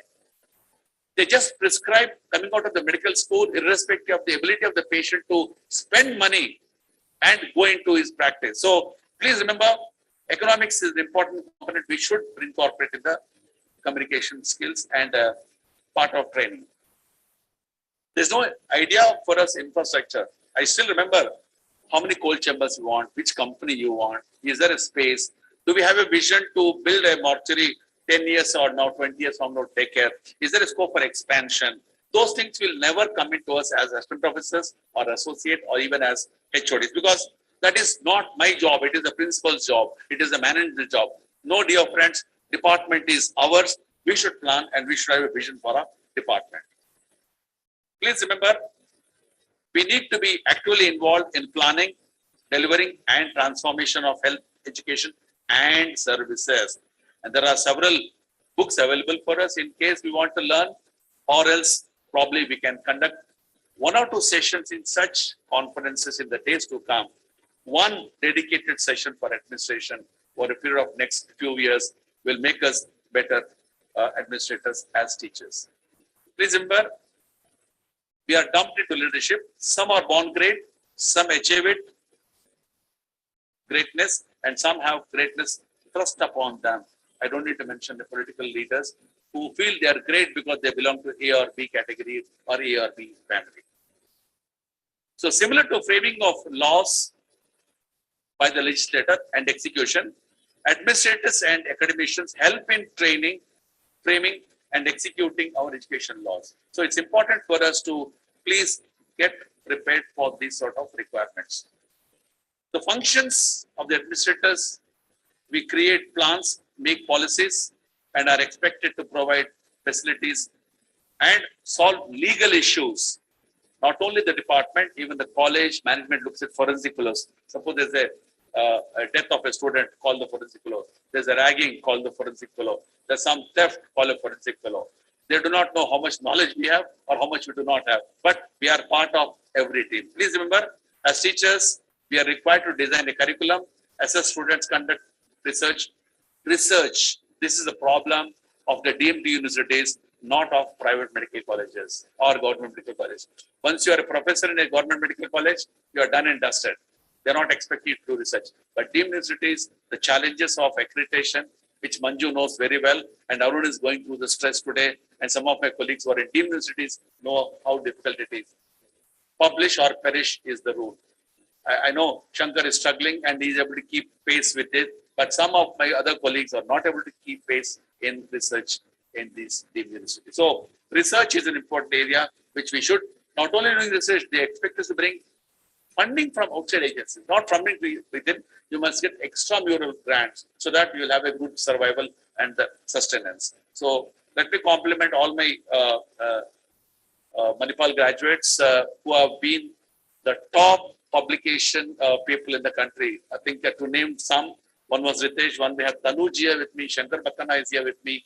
What tremendous number of publications. I think I don't know about Shankar's number, but Tanuj and Ritesh are highest in the country as far as publications are concerned. Let me take this opportunity to compliment you all guys for bringing laurels to all of us. Dear friends, as teachers, we design curriculum, oversee some of the major functions of teachers as teachers and as administrators. Please remember that the conflict between administration and academics. As administrators will be at times dogmatic and confrontation with the people. We cannot please everybody. The biggest problem is we try to please in administration and try to play double games. That means you are being nice to this fellow in the room. When this fellow goes out, somebody else will come, you are nice to him. You talk, oh, he is bad. And you talk to him that this fellow is bad, that fellow is bad. Please remember, if you tell lies, you cannot recall all the lies. It's important you keep quiet, keep shut. The best thing is keeping quiet. It's a very difficult trait for us because most of us make our presence felt by talking. But please remember, in administration, the less we talk, the better it is. I can think of one person in Manipal administration governance, Dr. Felicitation Rao. He doesn't talk. He just listens. It will be like, absorbing like a sponge. You go on taking. If we talk 100 words, you'll talk 1 or 2 words. So that's a big challenge and trait for administrator, not to talk too much and not gossip with people. The relationship between administration and academics is challenging. It's always conflict prone. The relationship should not be conflict prone. We must make it a converging force and not a diverging force. The relationship between academics and administration. And please remember, academic and administration are inseparable. Whether we like it or not, they are a part of our life. So having accepted this, let us go further and see. I'm not talking of the serial where our minister Smriti Irani was the star. I'm fond of this particular phrase because when I was a young lecturer, I have complaints on my HOD. I still remember I was a young lecturer in 85, I joined, and I went to the medical education in the early January of 86. And they said, OHP, you have to use this, and so on and so forth. I went and asked my HOD, sir, I want to use my OHP. He said, no, you're junior, you use Blackboard, not OHP. I said, why? Because that's the age where the blood is hot, you'd like to argue with HOD. I said, sir, I've been trained in medical education by Dr. Krishna Rao. He said, you have to use OHP. I want to use it. No, you can't use it. I said, why? No, he said, the bulb will fuse. And as the madness persisted, I said, sir, I replaced the bulb. You know what's the outcome? 6 months, no classes for me. So I was stupid and foolish how to handle my professor. I did not know. If only I was trained in administration in the beginning, or it is incorporated in the curriculum, I would know how to behave with, how to respond to seniors, how to respond to HODs, are an important element for us. So what I'm saying is, when I was not supported, not comfortable, I have decided when I become a captain or a HOD, I should not prick pins to my supporting staff or juniors. But in the process of governance, I'm sure some of those who are with me here in this audience, they could have felt I was unreasonable. I was firm in certain areas. They may not be happy at that time, but today they say, sir, thank you, sir, whatever it is. So thank you for accepting my madness, all the PGs in this hall and colleagues in the hall, for tolerating me. Kyuki I was a Bahu, I became a Saus today. Some of you become a Sasumas tomorrow. Please treat your Bahus properly so that the cycle of this should be broken somewhere, so that we'll have a healthy relationship. Because ultimately we spend most of the time in the department when we're awake, 8 to 10 hours we spend with our colleagues. Can you not have a happy environment? Nobody is going to take your salary. HOD will not take your salary. Your colleagues will not take your salary. But why have animosity? Why fight with each other? I don't see any reason for this madness in not only forensic, everywhere. Why we hate our colleagues? Will anybody take, if somebody is popular, he is a good teacher, we start hating him. If somebody is doing more publications, we start hating him. We start talking bad about him. We go to the extent of saying, oh, he has stolen this paper from here, he has stolen this article from there. I think that's not the way. We should learn from everybody. I can never forget couple of instances where I learned from my PGs. I remember the first gunshot case we did in Udupi, Manipal, after I came back. Shanavas, who was here in this audience, gave me a wonderful clue because we were finding it difficult to look. We found few granules of unburnt powder in the crack of a gunshot. We were wondering how it could have come. It was Shanavas who was instrumental in telling me, sir, this is a possibility of probability. And that's how we learned. I remember Tanuj, the first time we were doing one of the, those days, not first time, we were doing a skeletal remains. One bone was longer, the other one femur. We never knew. Then, just an observation, Tanuj went on, search, and that went into a publication because right-handed people will have left limbs longer and vice versa. So that became a publication. So a small observation of 2 centimeter difference or 1.5 centimeter difference made a paper for me and Tanuj. So it's important that we learn from everybody. Just because I become HOD, I should not think I know everything. It's stupidity. Please remember, as long as you're in a PG department, your mind is okay. The moment you are not in PG department, not in teaching, within 6 months, you lose 90% of your knowledge on forensic. And the only reason why I want to come back and attend is I want to be back with my subject, the parent department, which gave me what I am today. So please, become a good Sasuma when you become a Sasu. Some of the leadership mistakes we do commonly include failing to define the goals, not providing feedback to our colleagues, misunderstanding your team, and the worst of all, not delegating. This is the biggest disease we all suffer from. I want to do everything, micromanagement. To the extent of going through the postmortem report of an associate professor or a professor and trying to find fault in the PM report of another professor. Why are you worried? He will face the music in the court if his report is wrong.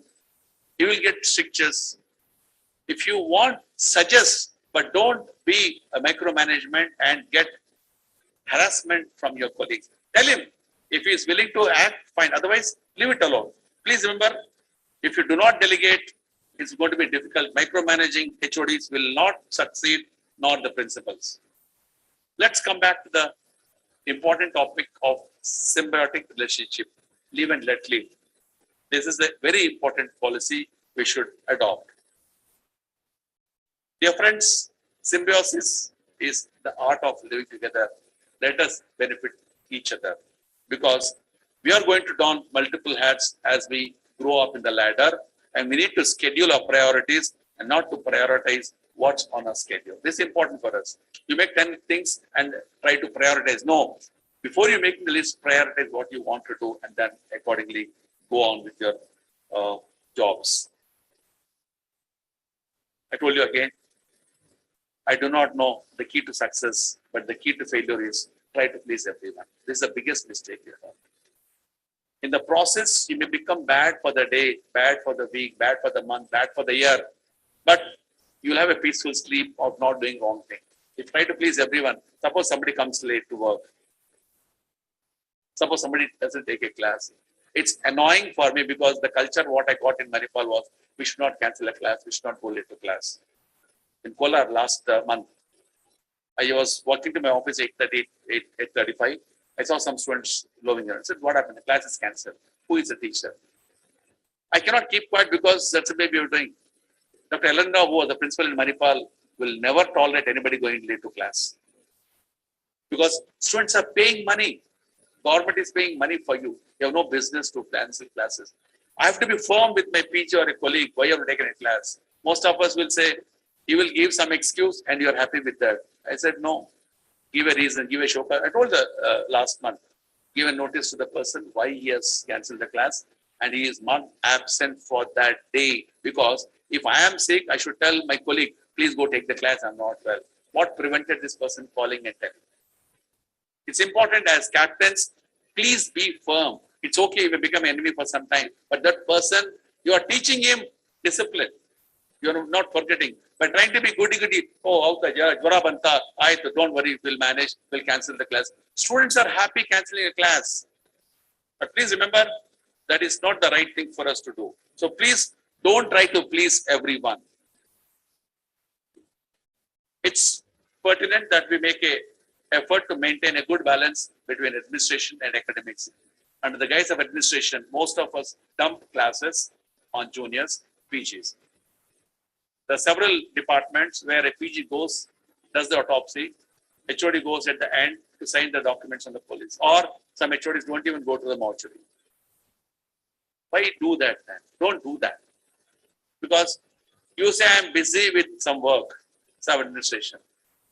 We have to do balancing act. I take pride that I used to take classes right from day one, even today I take classes. Just because you're a principal, you stop taking classes. Just because you're a vice chancellor, you stop taking classes. No, please remember what is today I am is because of forensic medicine. I should not neglect forensic medicine. My department is a priority for me. I should continue to take classes. Then only you are respected in the fraternity. Otherwise, the moment you're out of forensic, I told you 50% is gone. You become a cabbage of writing few signatures on papers. Otherwise, it's very important. Don't dump on the PGs. Don't trouble your colleagues. If you cannot, please make sure that you don't take up. If you should, make a good balance. I have several role models. I'll just list some of them as I conclude the session at a later part. Department versus administration. I think I'm not propagating BJP or Hindutva here. I just want to tell you, these are two goddesses rather, we pray. One is Saraswati, goddess of education. Another one is Saraswati, Lakshmi, the wealth. So we often ignore our department, and this is what is, I would like to tell you, I would like to follow Saraswati because Lakshmi follows Saraswati, not other way around.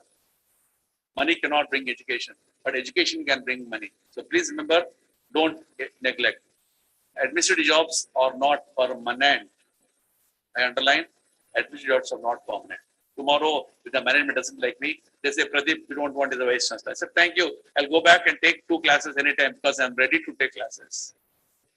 That should be your strength and not administration. Teaching or subjects is a permanent job. Please remember, never ignore department at the cost of administration. Most of us try to do this. We should not indulge in such things. Let's focus on some of the fundamentals of administration.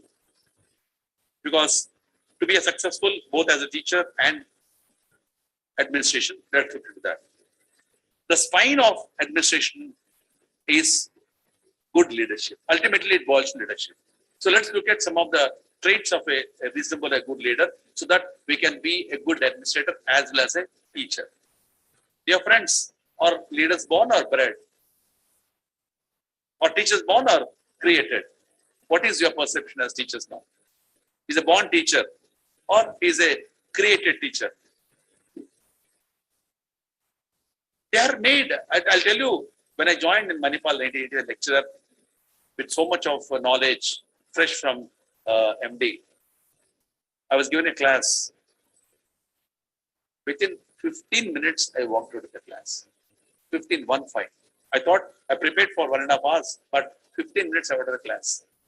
It was the Department of Medical Education, which made me what I am today, how to be a good teacher.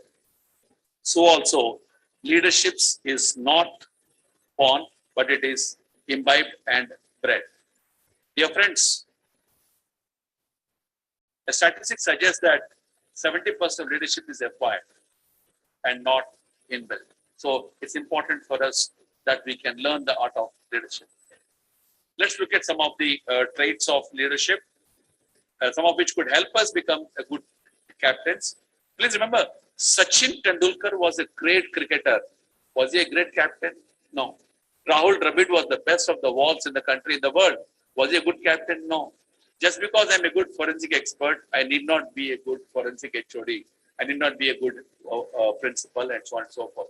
Not everybody is a good captain. Captainship art is different than captainship and department together. So department is department, captainship, captainship. We have to learn the art. A leader is one who knows the way, goes the way, and shows the way. So let's be a leader who is a torch bearer. Dear friends, the fundamental of role of management is delegation. Okay, as I told you, don't try and do everything yourself because you can't do it. You must learn to listen and willingness to listen and not interrupt a person while speaking like Arnab Goswami does in a debate. You will not allow the other person to speak. Listen, understand, analyze, and give a feedback. Very often we don't have the patience. We interrupt people in the middle of the conversation. Okay? So, most people do not listen with the intent to understand. They listen with the intent to reply. We are ready with an answer. Before he completes, my answer is ready. So also are some of the physicians, before the patient completes his or her complaints, he is ready with the diagnosis. Even before that, he is ready with a list of investigations, what to do.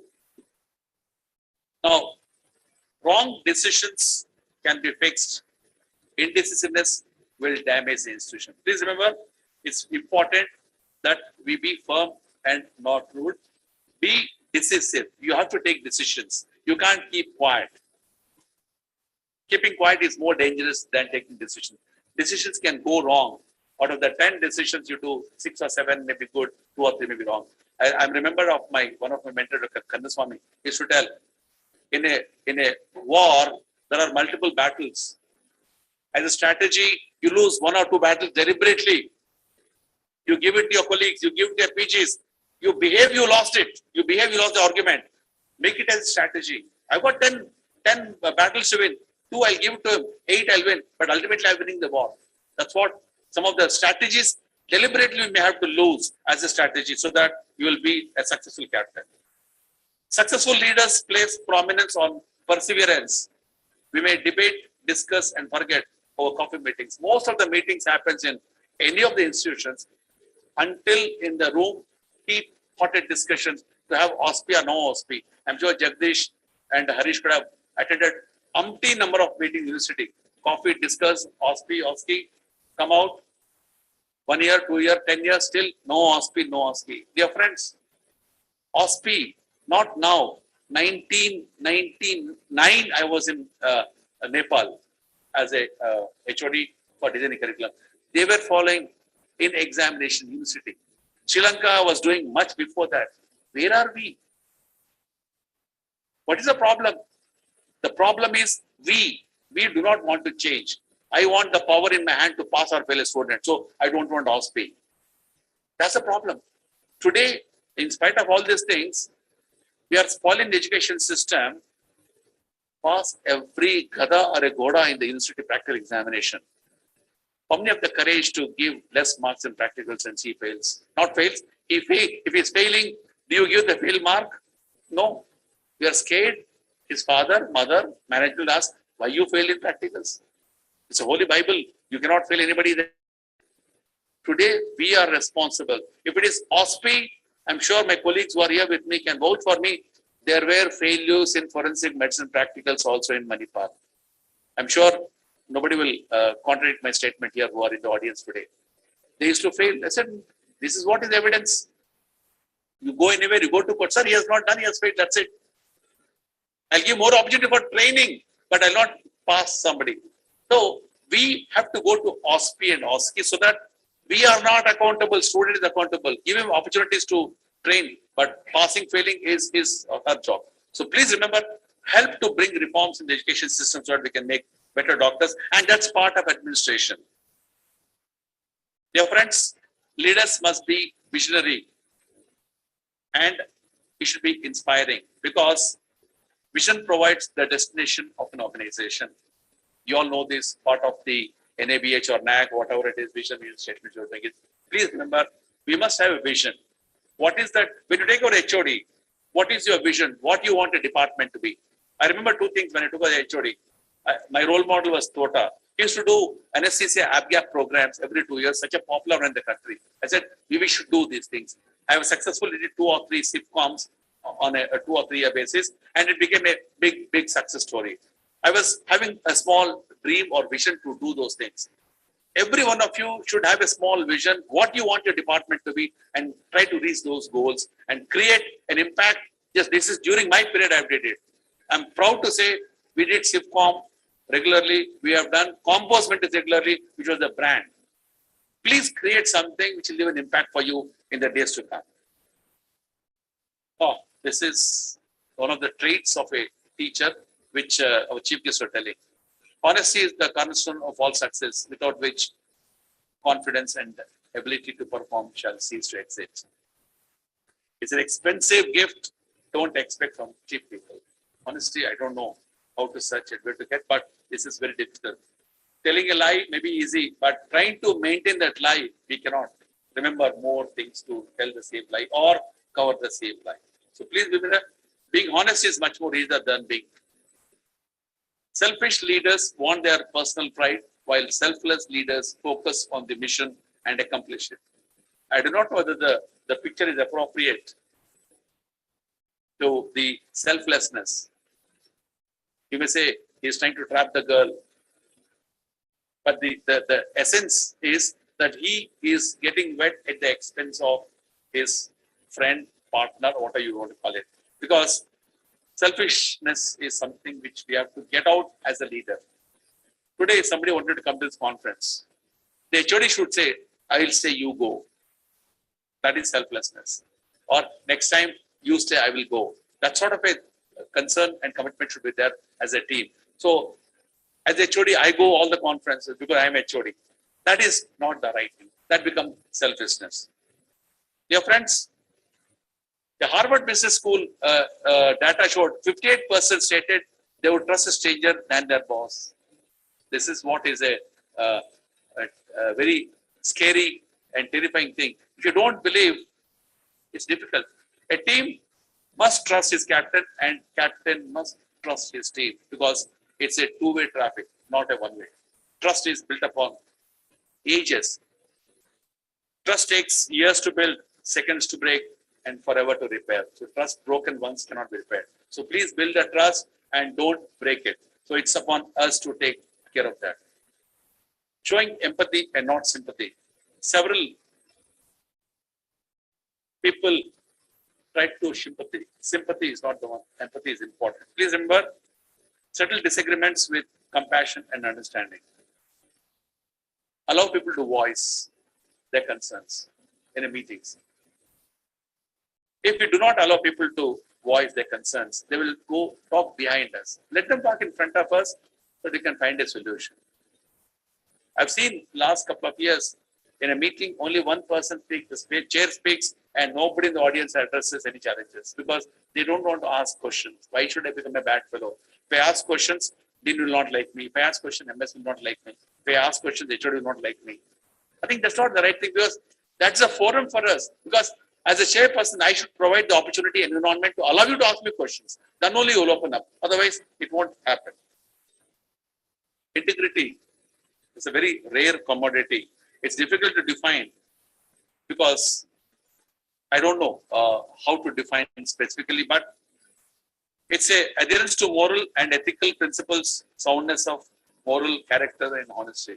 So many things will form an integrity.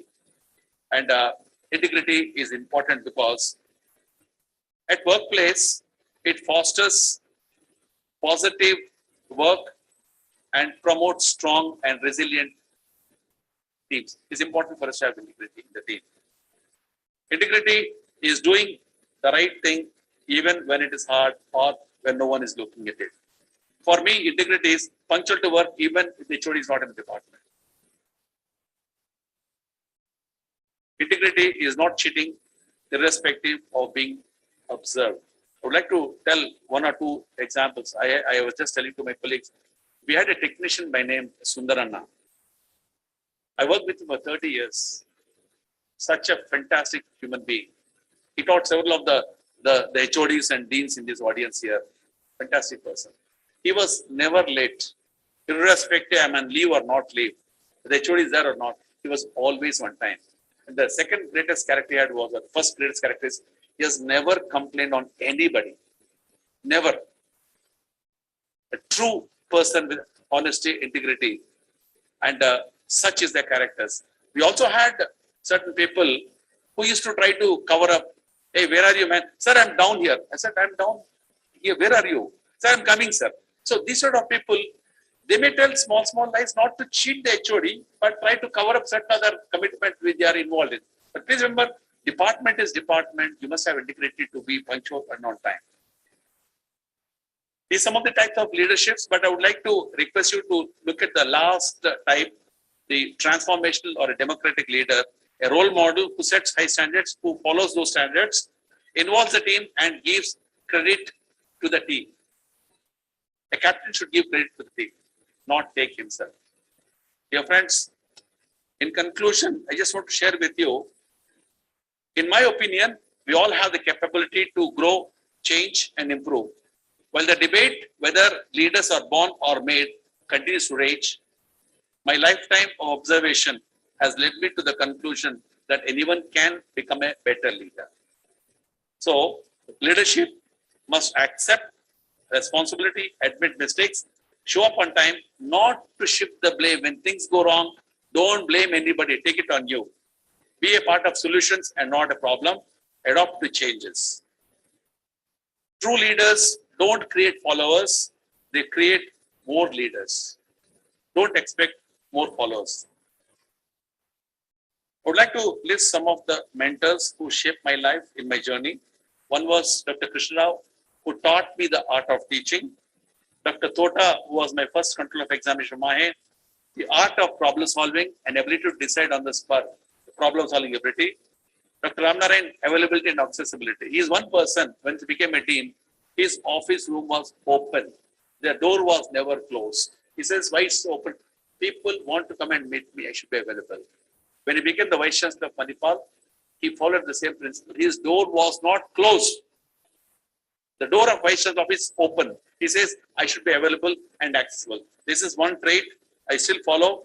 I meet anybody and everybody anytime. Unless complaints which come, I said, first take to a reporting officer. If there's no solution, you should come to me. Don't take complaints of ABC straight to Vice Chancellor or straight to principal. There's a HOD who solves the problem. The HOD is not able to solve, then go to principal. The principal is not solving, then come to Vice Chancellor. You cannot go straight to Vice Chancellor, and I don't encourage such complaints or such knocking the doors. But availability is important for us.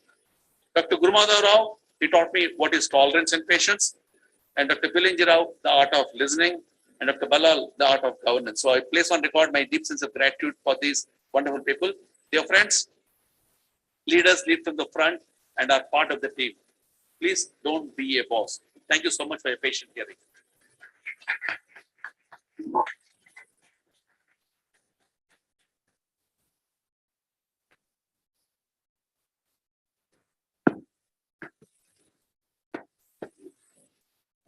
Thank you, Dr. Pradeep sir, for your elaborate oration on this important topic of administration and academics symbiotic. I think with your vast experience in various administrative posts, you were the right person to deliberate on this session. You did touch upon important challenges faced by administrators, various blocks that you may encounter, and how to overcome them. I think those who intend to be administrators, we have given a lot of tips for them to take home, and also the need of the hour as inclusion of leadership qualities in the academics also and the curriculum planning also.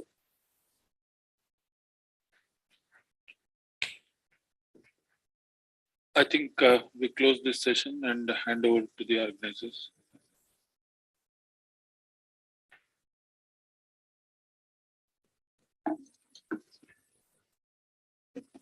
Thank you, esteemed chairpersons and respected speaker, for the enriching deliberation. Now I call upon our chairpersons to felicitate on our behalf.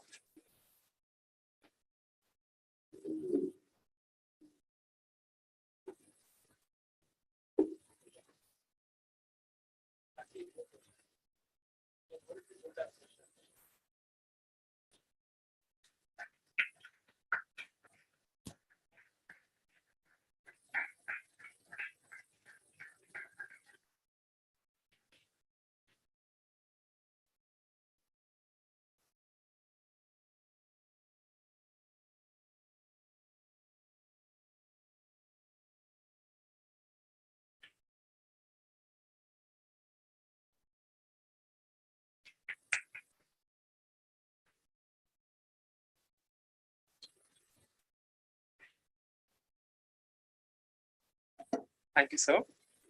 Now I call upon Dr. Vrinda Bhatt to acknowledge the chairpersons for chairing the sessions.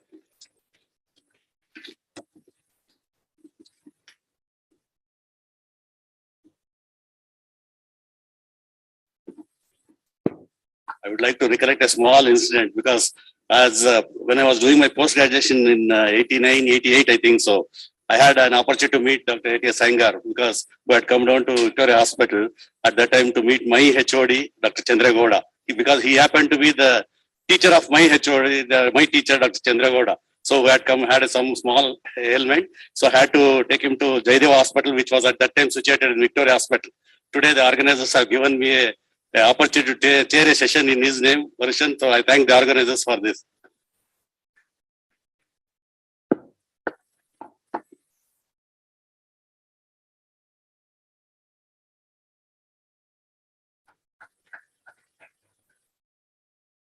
Thank you, ma'am.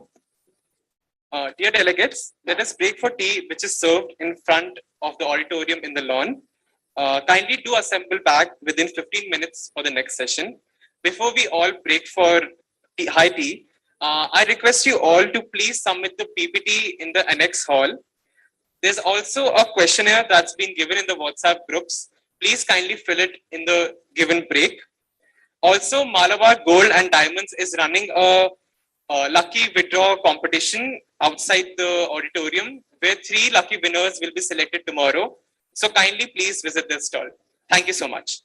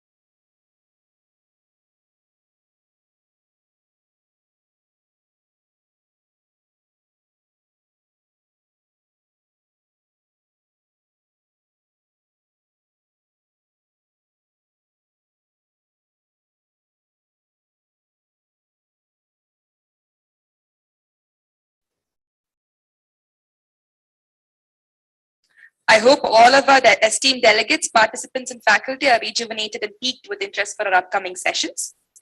I request the delegates to please be seated back, and we're continuing with our next session. Our first guest lecture on the topic, Cybercrime and Forensic Auditing, a new avenue of collaboration with digital forensics. To chair this session, I call upon Dr. Padmini, Professor, Department of Forensic Medicine, Vaidhi Institute of Medical Science, Bangalore, and Dr. Arvind GB, Associate Professor, Department of Forensic Medicine, JSS Medical College.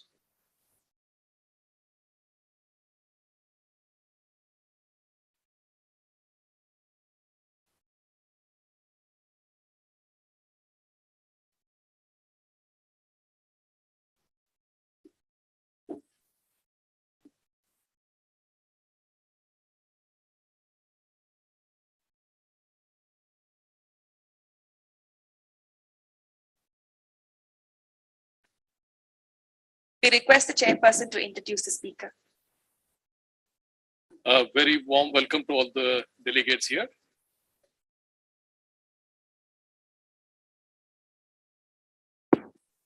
I now have the honor and pleasure of introducing Mr. Sanjay Sahai to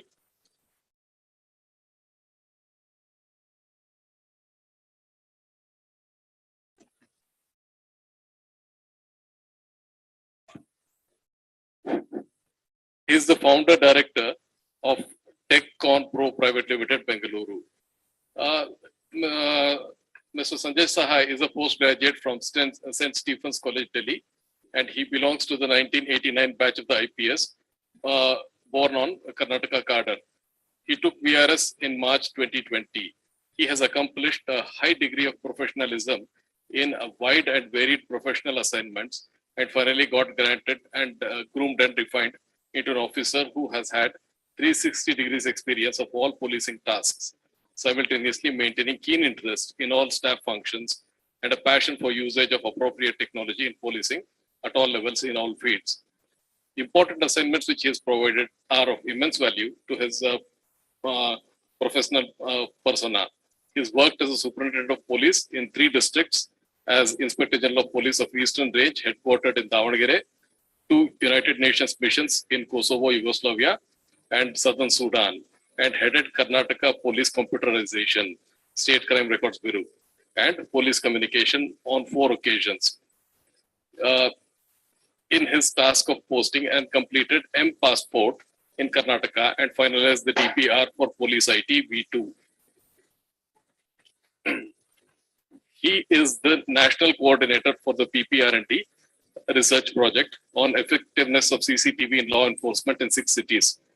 He is also a cybersecurity expert with National Commission for Women. He has created the technical framework for integration of command and control center for the state. He started a daily post on 26 September 2016 and has been writing constantly every day without a gap, crossing 1,700 editions by now. These are mostly topical, short writing on every technology issue that people have to grapple with. Besides technology, he writes on management, governance, self-improvement. He brings in a unique flavor of interdisciplinary and multidisciplinary approach. He is a pioneer and leading expert in cybersecurity and with end-to-end experience from critical infrastructure breaches to cyber forensics. He is a leading expert on cybersecurity in India. Post his VRS in March 2020, he has created a technological consultancy aggregator, TechCon Pro Private Limited, a pioneering platform worldwide. He is also the founder and mentor of Center for CCTV Research Center at RV College of Engineering, Bengaluru. He also visualizes to create a Center for Excellence for Cybersecurity and Disruptive Technologies. He spends time for his passion, areas for public speaking, writing, and Bengaluru Cybersecurity Awareness Initiative. He is one of the leading professional public speakers in India. We are extremely honored to have you here, sir. May I now request Mr. Sanjay Sahai to come over and then take over.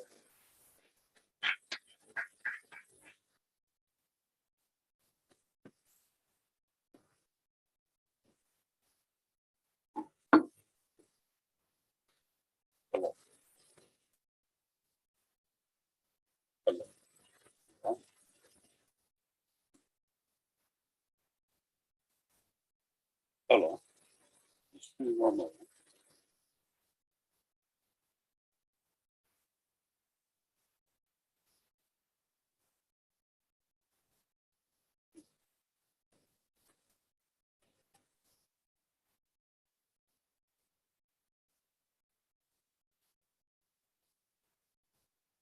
This sound is there. Good afternoon, all of you. I think all of you guys are very fresh after your tea and morning, very rejuvenating. Might be inaugural addresses and lots of other things which has happened. So how many of you are interested in the topic of collaboration and you feel that collaboration is the order of the day and without collaboration nothing is going to happen? So we'll start with that particular note, but I will give you a couple of seconds to think.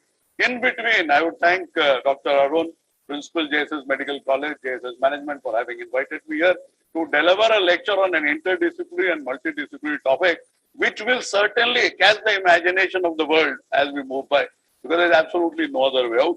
So at the very outset, I'd like you to be attentive. Just lend me your ears and then you see what happens in the next 40-45 minutes. And I think all of you will go back and enthused with a very different idea of both forensic science, forensic audit, and also digital forensics. So we are at the convergence of three different disciplines, and which are the group of professionals I am basically addressing to. They might not be here, but I'm addressing to a group of professionals, and whatever gets recorded here certainly will go to the public domain and will help people to get into areas which they are not aware of. How many of the chartered accountants know anything about forensic audit? I've been working with Choksi and Choksi, and let me tell you, my candid confession is that over the last 10 months, when we are working with Choksi and Choksi, and I'm stating it on record, their understanding of technology is pretty bad. And the use of technology in audit, in the financial audit itself, leave aside forensic audit, is very, very minimal. If you talk of the criminal justice system, starting from the police to the prosecution to the forensic guy to the judicial trial, how many of us know technology? How many of us know even what is 256-bit encryption? How many of us even know what the phone we are carrying? I have a friend in Bangalore, he has best of the phones, he does not know how to copy and paste on that particular phone. So this is where we are, but we have been trying to give an image that we are professionals of the 21st century and we can deliver what the requirements are. Unfortunately, we have not. And forensic science as an adjunct to law enforcement, investigation and intelligence, I don't subscribe to it. It is a science, it should stand on its own feet. And in the technology age, there is forensics in everything. And there's huge amount of forensics which is being used by the private multinational companies, even Indian companies. There's huge amount of preventive forensics which is being used, and cyber forensics or digital forensics. And cyber forensics or digital forensics has come from where? It has not come from the academic arena. It has come from the practitioners. It has come from a requirement which has been a business requirement. Which has come from a challenge which could have stalled the growth of IT-enabled economy in this world. So the topic is cybercrime and forensic auditing, a new era of collaboration with digital forensic. I don't know how much of thought has gone behind creating this topic. Nonetheless, I'm trying to do justice to this topic because whatever happens in most of the conferences, some fanciful stuff is picked up from somewhere, cut, pasted, and it is put forth, and then it is led to the speaker. And most of the speakers are also very intelligent enough. They will pick up a PPT which is 5 years, 10 years old, paste it here, do the conference, enjoy for 2-3 days. That is conferencing in India. So we'll not talk about conferencing. Here's my role model. I got into computers at the age of 44. I got into public speaking at the age of 45. I'm not a professional speaker. I've not been a debater in my school, college, anywhere. But today I stand as one of the top-notch professional public speakers in this country in variety of areas, and more so when it comes to the spectrum which I deal. The other day in Christ University, I was talking about governance and policy related to the disruption in law education and how law education today is failing its candidates, its students, to give lawyers who can be abreast with the present day world. Correct. It might not happen that tomorrow I get a hard disk, I get a this thing, and automated manner, I do the whole forensic test. It can happen. 70% of the lawyers will be wiped out in the next 10 years. And might be accountant and auditors will become dinosaurs by the time you guys age. I've already aged. So it's perfectly fine. So he's a gentleman who has never invented anything, never discovered anything. He's the biggest innovator of all times who believed in interdisciplinary, multidisciplinary approach and the capability to tackle 360 degrees of whatever he picked up. And when he was even creating a product, he used to say, even if the flaw is not known and you know the flaw, that flaw should not be. That is what professionalism is all about. That is what expertise is all about. I prepared for this lecture till 12:30 in the night, got up again 4 in the morning. I have traveled from Bangalore to this place. Correct. Just to give you a fair idea. And I do this at least 4 or 5 times in a month. Besides running my own business and besides doing variety of other things, inclusive of research. Though I don't come from the academic background, I don't come from the research background. But I personally feel that without the academic construct, without the mental construct, without the research, nothing is going to happen. And we all live in an academician, practitioner life cycle. You give us something, we practice it, give it back to you. You do further research, give it back to us. In an iterative manner, the world will exist, the world cannot exist in any other manner. And if you have any interest in what research is all about, you please study Demis Hassabis. He is the founder of Google DeepMind. It was DeepMind. Google bought it for $600 billion.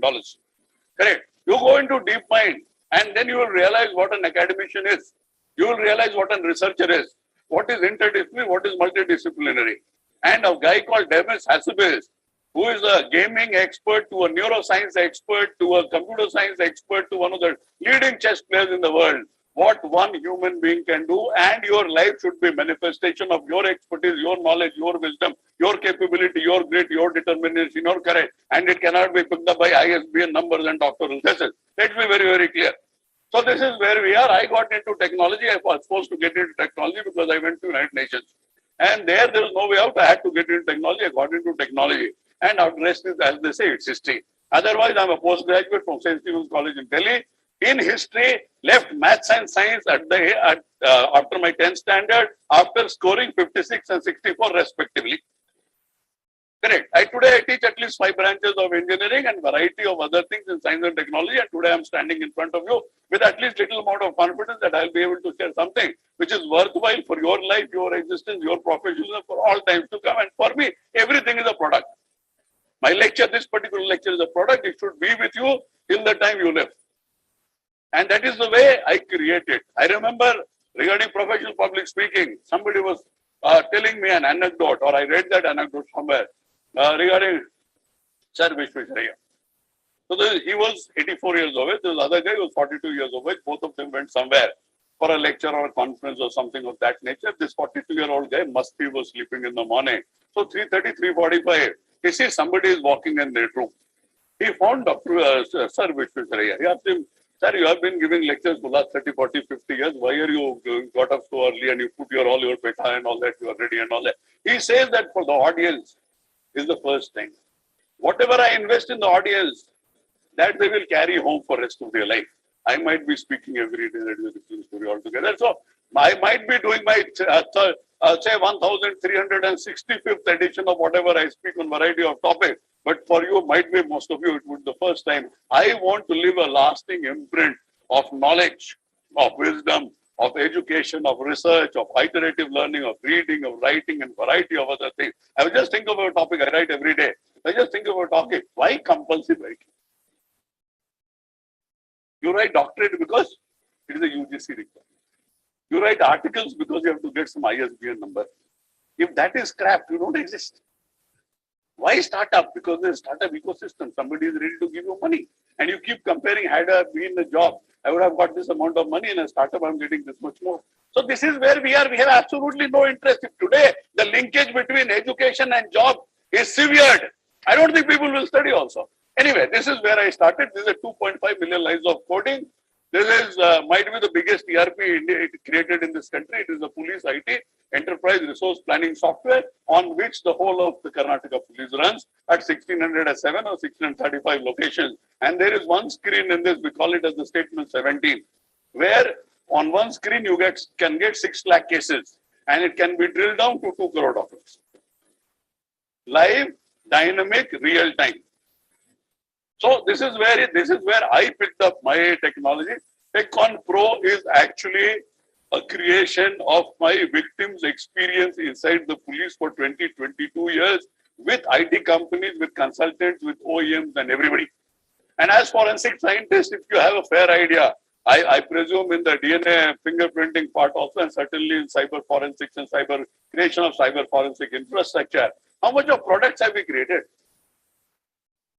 In a cyber forensic examination, if the cyber forensic scientist tries to do anything with the software or put his opinion, it is told it is tampered. So whatever comes out of the machine, he's supposed to sign it. That is nearly all. So this is where we are as far as science is concerned, as far as research is concerned, as far as our understanding of all these things are concerned. So the job of TechCon Pro is to stitch technology solutions. And technology solutions can also be an academic course. It can also be a research. We have just completed a nationwide research on impact on the effectiveness of CCTV networks in 7 big cities in crime, law and order and traffic. We work all throughout the COVID days. And I am supported by academicians. So whichever field I get into, I get practitioners, I get academicians, I get administrators, I get educators, and that is how the life goes on. And I have been very fortunate in my life that in every single field, people have accepted me, they have welcomed me, and they have allowed me to lead. When I was trying this company, then at that point in time, my wife told me, "Oh, you are not a technologist. If the technologists run away, what will you do?" I said, "I'm a technology leader. If I quit IPS, I know what I'm doing." And certainly, either the company will live, survive, and prosper, or I'll die. There is absolutely no two ways about it. So it's as simple as this. So stitching thousands of technology solutions can make the paradigm shift to a seamless digital living experience. This is what we are. This is basically the crux of how these IT behemoths have been created. How they got that unassailable power of data and complete control. If you want to extricate out of WhatsApp today, I think possibly you cannot. Possibly you cannot. There are people who are ready to die, but they are not ready to give up WhatsApp. So this is the power of technology, and this is the power which a forensic scientist should also have. Correct. So we move further. Correct. Technology education. So I have 39 courses which runs on my platform. We have started MTech Cyber Security with NITE. We are in the process of discussion to start MSc Cyber Security with JSS University. And we don't mind taking the cyber forensic component of MSc Forensics. We have done that with Jain University earlier. So my association with JSS has been pretty long. I was here, I don't know which auditorium it was in 2015 when I was speaking about medical ethics. And there's some 400, 500 medicals in the making who were there for that particular lecture. And Dr. Suresh was there, and he continues to be a pretty close friend of mine. After that, we have interacted in a variety of ways. And today I'm here for another fresh topic. It's a totally different topic, unconnected to medical ethics, literally, but still a part of the same exercise. So it's a fascinating topic at the confluence of many professions, different expertise, and our shared future. Many professions. We'll give you the PPT, no problem. If you still want to take the pictures, you're welcome. But you will get the PPT, absolutely no problem.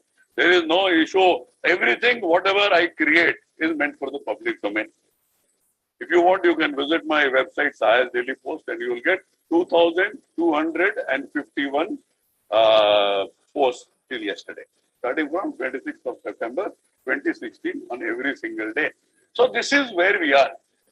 We would have loved to have chartered accountants in this room. We would have loved to have computer science graduates in this room. We would have loved to have cyber forensic experts in this room. We would have loved to have people of the like of who create products for DNA fingerprinting and variety of other areas, and also your Cellbrite and FDK and variety of other things. So many professions are coming here together. Physically, they might not be here, but they're coming here together, and different expertise which you're talking about. So what is cybercrime and why there is So much of hype about cybercrime. Is cybercrime a hype? Yes or no? It's not a hype. On a scale of 1 to 10, what is your level of insecurity with the cyber world? On a scale of 1 to 10, what is your level of insecurity with the cyber world? And all of you are deeply immersed. 1 second you cannot live without the without a gadget, and night you sleep with your cell phone in a manner as if you are more than your hands reach. The cell phone will die. Cell phone is not going to die. Who will die? I know. Cell phone is not going to die. So on a scale of 1 to 10, what is your level of insecurity with the cyber world? So yours is 10. 5. Whose is 5? 9.5. Okay. So I think COVID has made it crystal clear as to where we stand as far as cyber security, cyber crime, hacking, breaches, insecurity, whatever you call it. Is the magnitude of cyber crime real or is it a hype? So this was the question I used to ask before COVID. And before COVID, the answers generally used to be anything between 3 to 6. And by the time I completed my lecture, it used to be 10 plus. But now I'm seeing a very overwhelming response for not having contributed anything to the cyber security stance of this country. Excellent. So we are at 9.5, 10 or whatever. So what is cyber crime? Could anybody tell me? I worked for this lecture. I have come prepared. You guys are coming from whichever location you are. Somebody is taking care of you.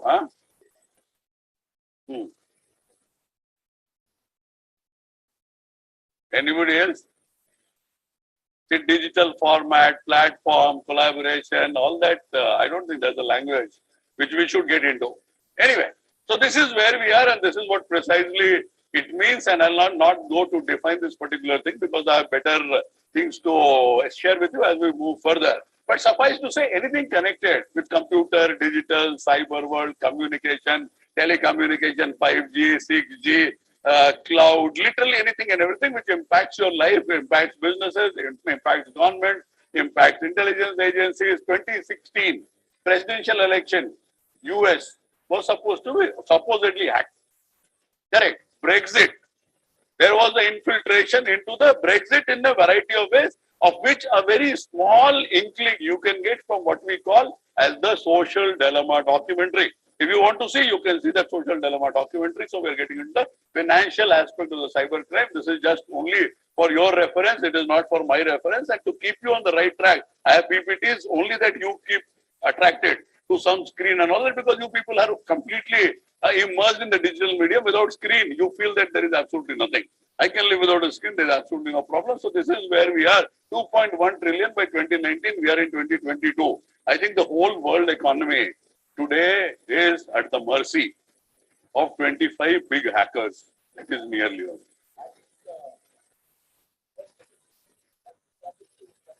No, say nobody is there to solve the problem.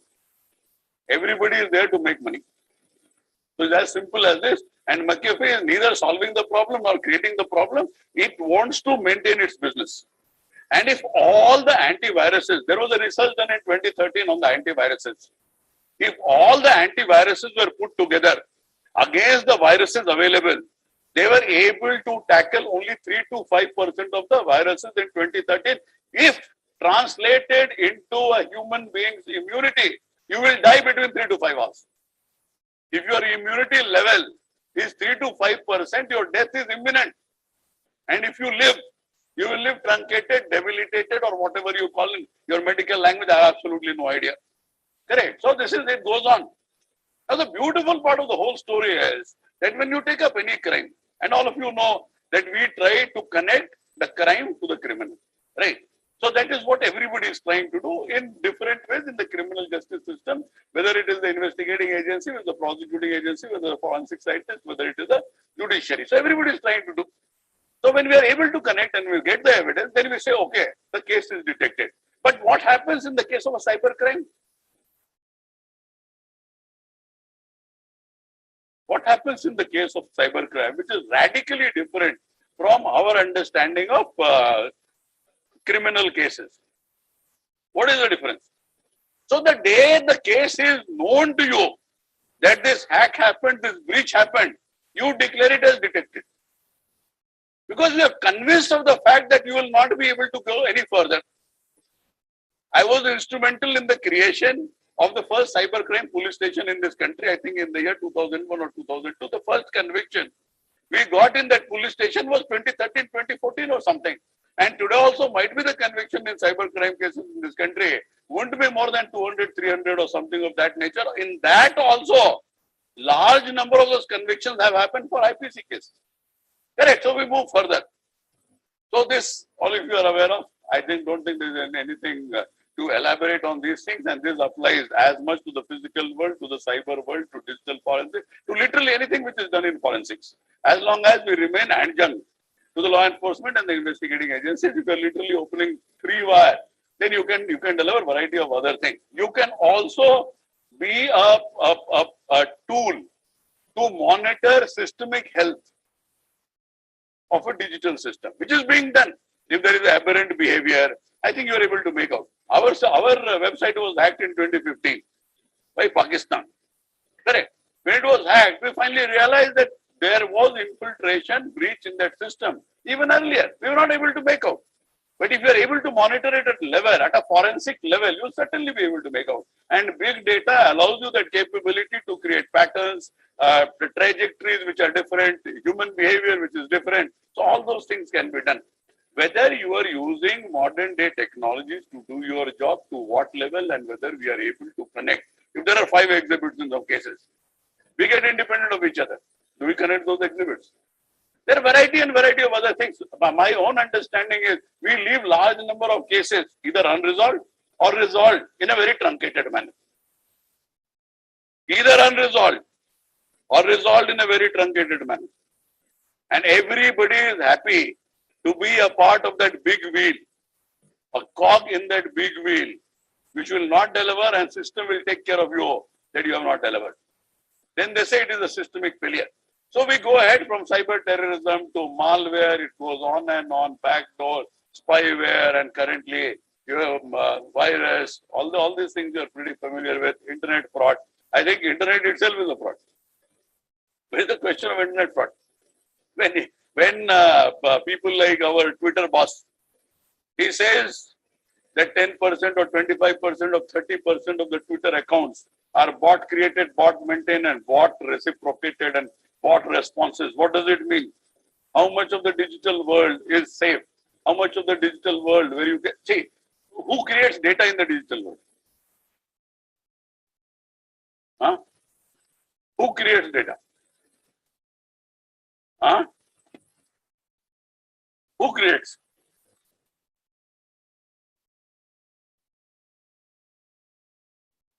Who creates?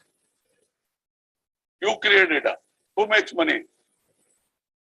Who is the owner? You are the owner, no?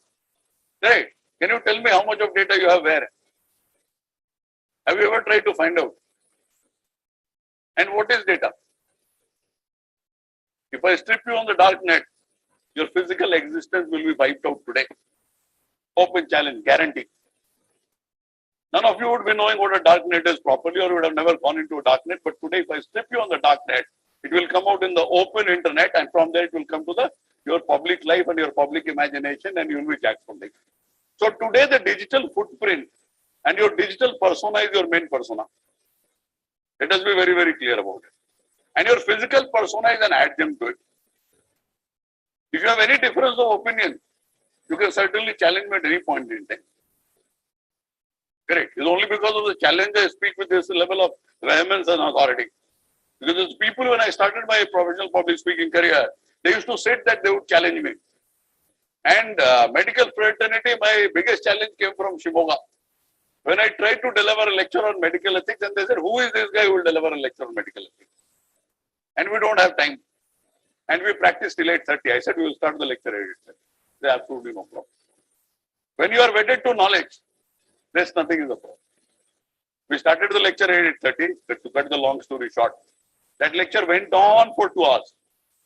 And the room in which I was addressing, 2-3 fellows went and came out on those 2 hours And there was another room, only the screen was there. I was visible on the screen because that whole auditorium or that room could take care of 160 people and there were more doctors there. So in the other room where I was not present, I was seen on the screen. I was told not even one person moved out. So this is where it is. So if you are wedded to knowledge, there is absolutely nothing else which you are looking for. You're not looking for a doctorate, you're not looking for anything, you're not looking for promotion. Otherwise, what great sense it makes to a police officer to get into academies, to get into research and to a variety of things, which has a long-lasting impacting value. The only thing, only in my daily post, I think there are 11.5 lakh words for posterity for everybody to enjoy, learn and pick up. Steganography is something which happened in 9/11. Okay. So this is the total game of cybercrime. And today it operates like a platform. It operates like another Uber. It operates like another Google. Whether government, military, whatsoever it might be. Everybody is a part of this particular game in variety of ways, in defensive, offensive, and in variety of manners. And if you have the capability to hack iOS, you will be richer by $2 million. If you give me a 0 day on iOS, I can promise you $2 million. So this is where you are. On the other side as well, if you are an expert on autonomous cars, your salary can go to $2 million. So you can well understand how technology is gripping us in a variety of ways. I will not get into the detailing of it. I think it is a big enough, nice screen which you guys can read, and there is absolutely no issue with anybody reading those things. And I will not waste time on that. So this is the main game, data manipulation. Data has to be manipulated. And there are two things which happen in this world, and it's not happening only with the digital existence, even before the digital existence. Data manipulation and people not having expertise. They have wrecked this world in a manner unimaginable and trying to give an impression that they have the expertise and they can deliver.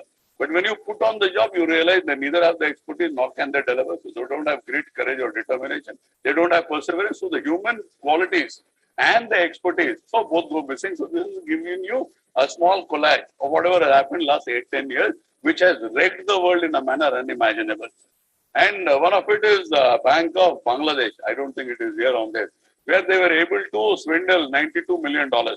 It is a famous Bank of Bangladesh bank heist as they call it, where they wanted to swindle $1 billion.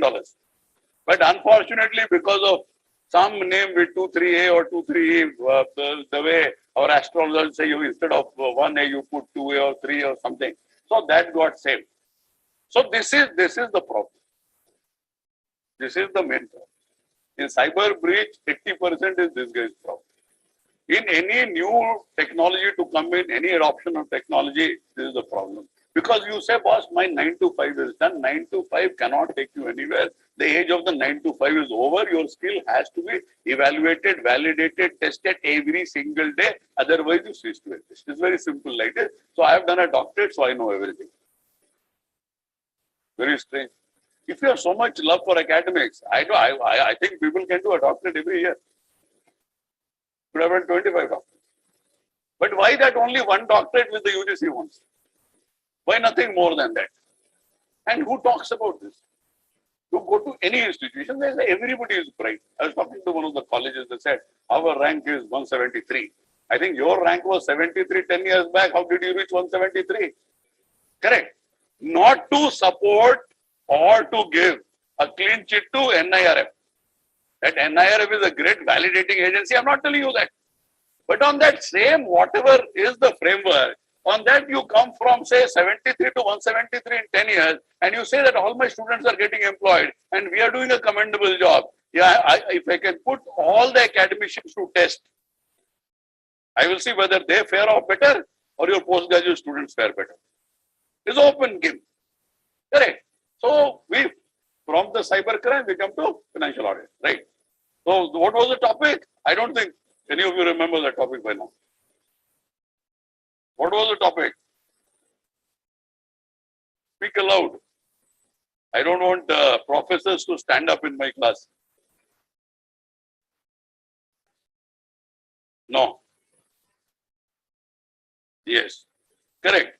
So I got the answer. And this audit, by this audit, we mean the financial audit, what has been happening. And you can also take it as performance audit, physical audit, financial audit, operational, any of these audit, but for forensic audit, which happens at the statutory level.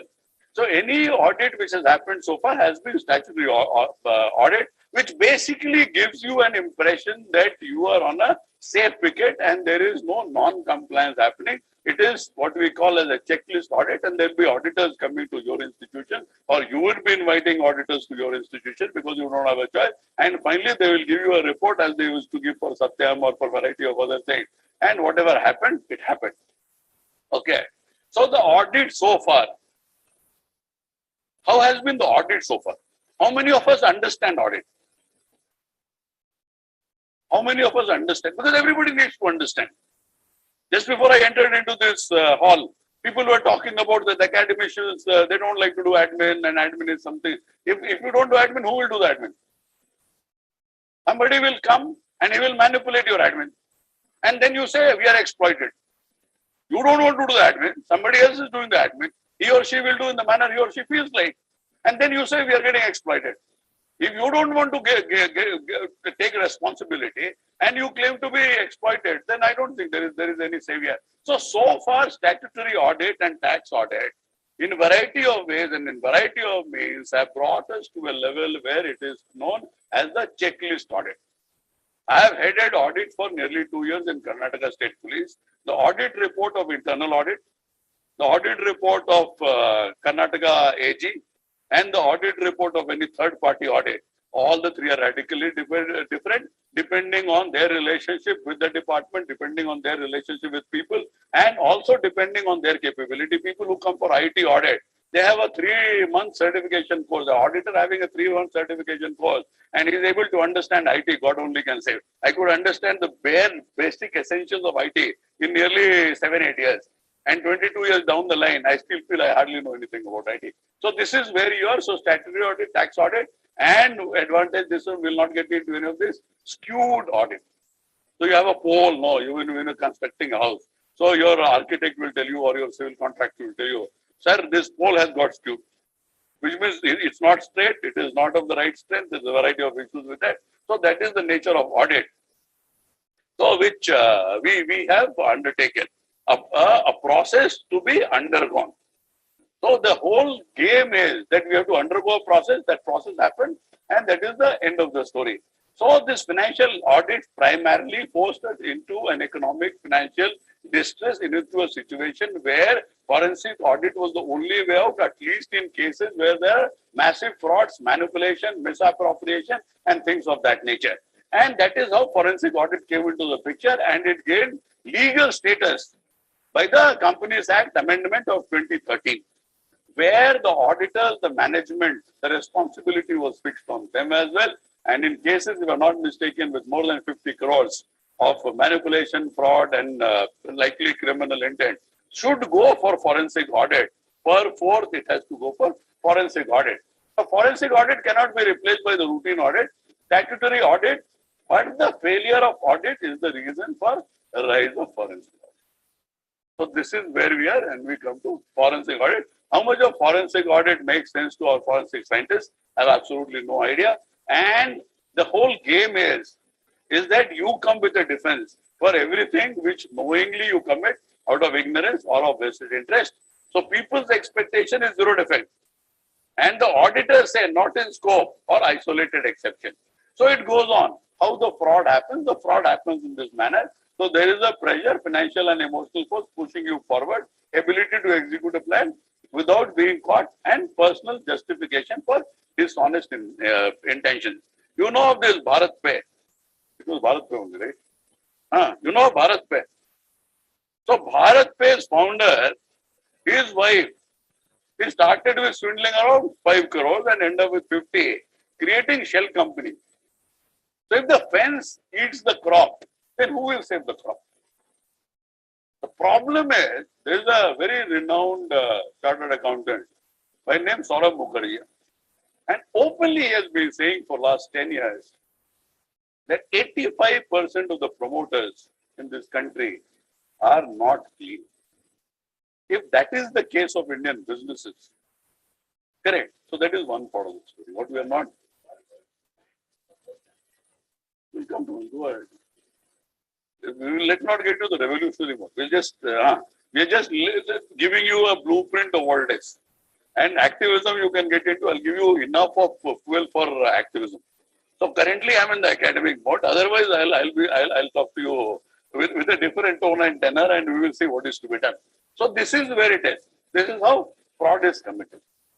I missed out what I was saying.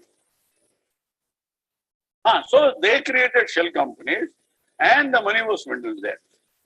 I followed this company called BPSL, Bhushan Power and Steel Limited in Orissa. That was bought over by JSW, 20,000 crores, and we were trying to do some business with that company, and it was stuck up in NCLT. From NCLT, it went to the Supreme Court, and in the Supreme Court, there's something which it was getting delayed for a long time, and the would-be promoters, they said we are ready to pay 3,000 to 5,000 crores in case of an adverse Supreme Court judgment, and that is how JSW took it over. And today, both the singles, husband and wife, I think both of them are behind us. So this is, if you are creating a company to swindle a top, then where companies are not going to land anywhere. So it goes on. So these are a couple of your known scams in this country. So IL and FS might be in any company. I think it had the largest number of bureaucrats. It had the largest number of bureaucrats, IL and FS. So PNB, Nirav Modi, and that I wanted to put something else for Satyam scam, but I was very fascinated by this Amul ad or whatever depiction of that. So it says Satyam Sharam Scandalam.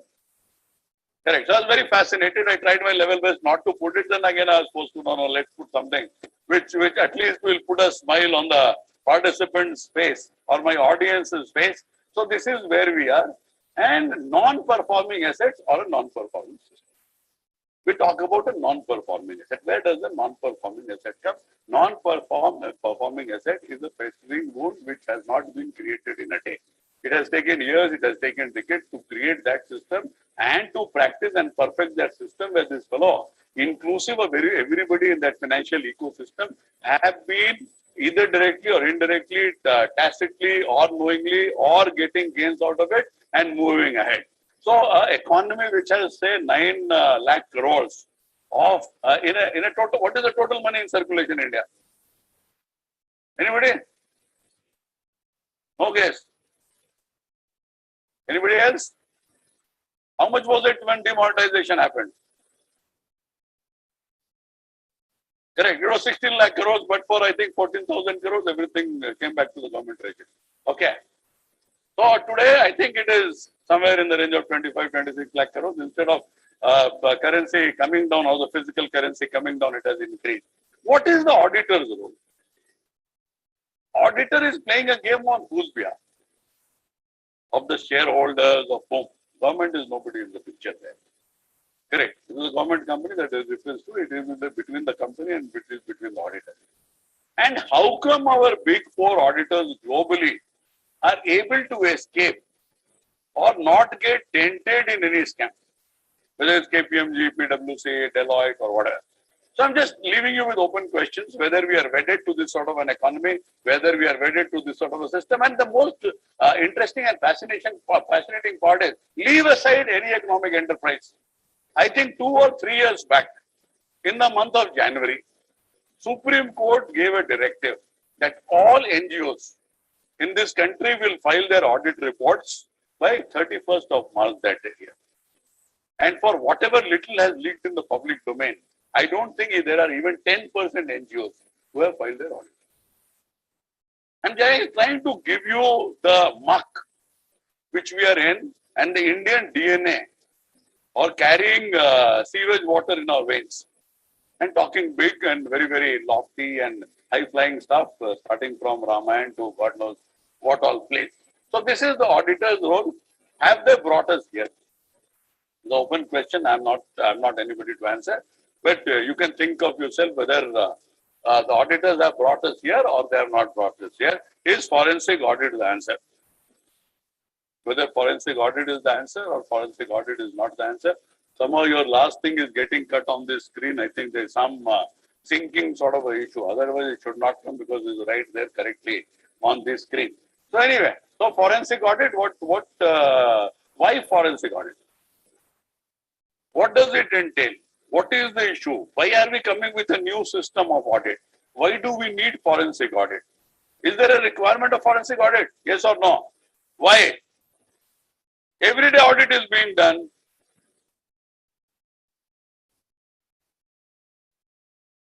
I have doubt on integrity of most of the individuals. Then I will, can I unleash forensic audit on you? Correct. As it stands today, and I'm not subscribing to it, if a company or an enterprise literally gets into a financial soup of which nobody can cover, then they order for a forensic audit. When PNB got into a forensic audit, when literally they were stripped of everything, when IL and FS got into forensic audit and a variety of other companies, we are by nature, by our DNA, we are not interested in forensic audit. Forensic audit should become the order of the day if you want to save this economy. Correct. There are varieties of organizations here which call them not for profit. I think as a business enterprise which I run, Tech on Pro, I think we would be a much lesser not for profit than those fellows who claim themselves to be not for profit, making thousands and thousands of crores. Might be your quota coaching guys also would be not for profit. I have absolutely no idea. So fraudulent accounting practices, siphoning of huge funds, fudging of record, bogus transactions, share price plummeting, and rising NPA. So these are the broad issues by which all these things come into picture. And September 19, 1.3 lakh crores, that is where we were. And big frauds.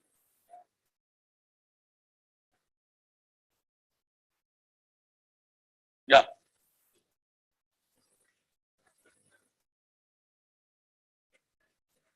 Sir, anything will be there which you claim that it is illegal.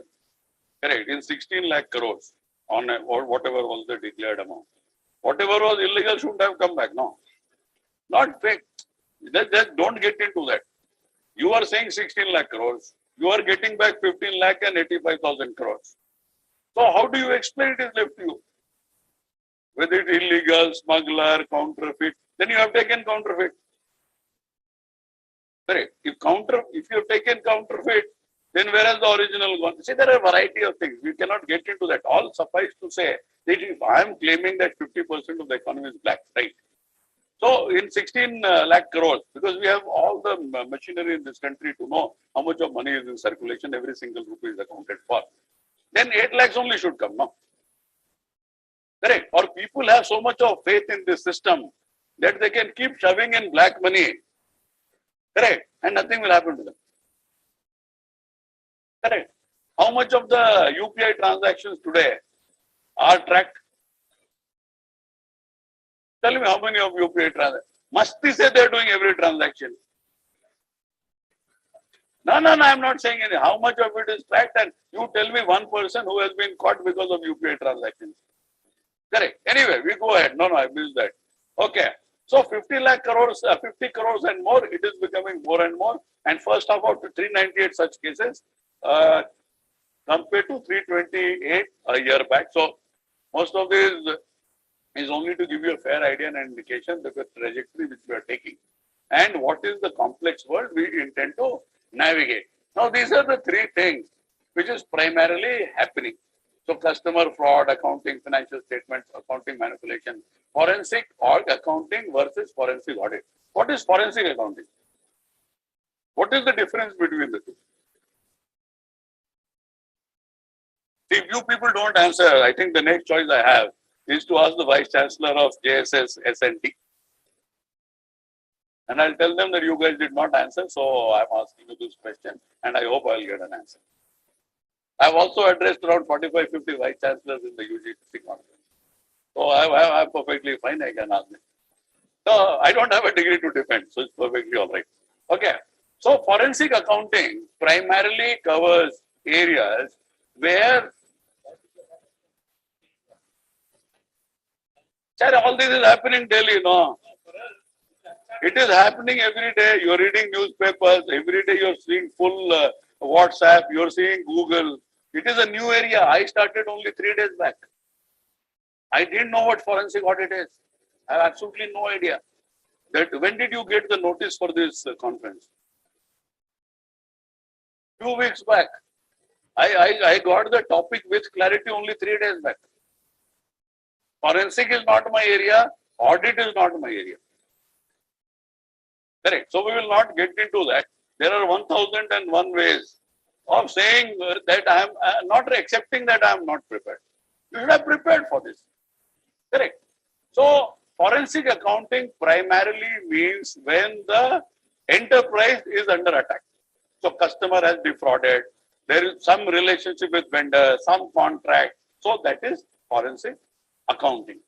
When you come to forensic audit, where the enterprise itself has indulged in hanky-panky, mismanagement, this, that variety of things, which we have been talking about. So this is where we are. And this is the survey of the conscience which business people or everybody has. It's not only business people, but everybody has.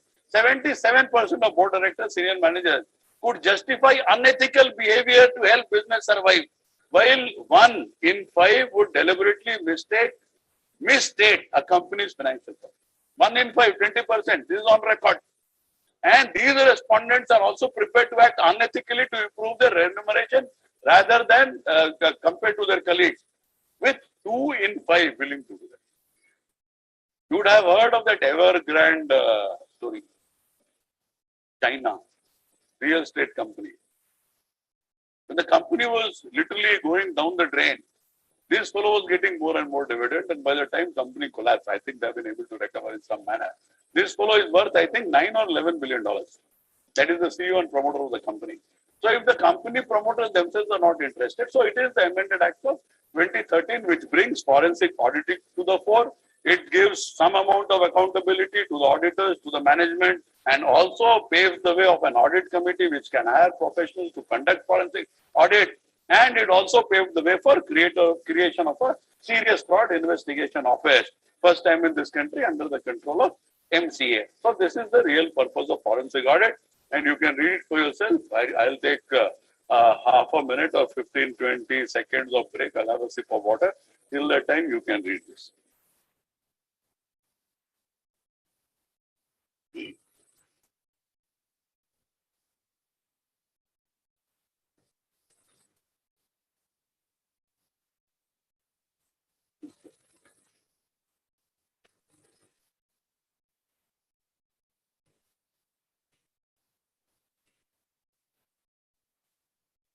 So if you have read this, I think it would be pretty clear as to what forensic audit does, why it is done, what will be the impact, and God forbid, tomorrow it should not become like the Right to Information Act. That forensic audit also becomes the order of the day.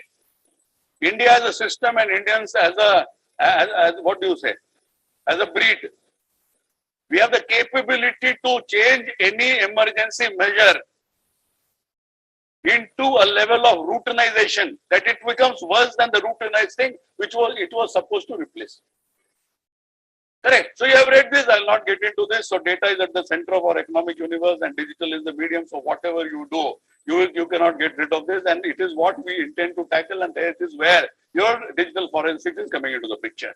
Whether it is forensic audit, or there are a variety of other things. We'll not get into the other parts of the interdisciplinary, multidisciplinary world, and what data does and what data can deliver, and how Google and Facebook have become companies with unassailable power besides the money part of it.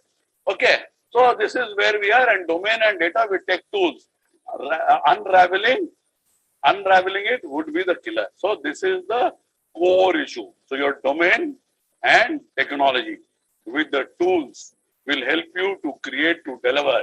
As it stands today, a professional is 50% of his domain and 50% technology. If that combination is not there, he will not be able to deliver. You are listening to me because I claim that I'm 50% police and 50% technology over the last 3 years. Might be I'm 80% technology and 20% of police is left after 2.5 years outside the police.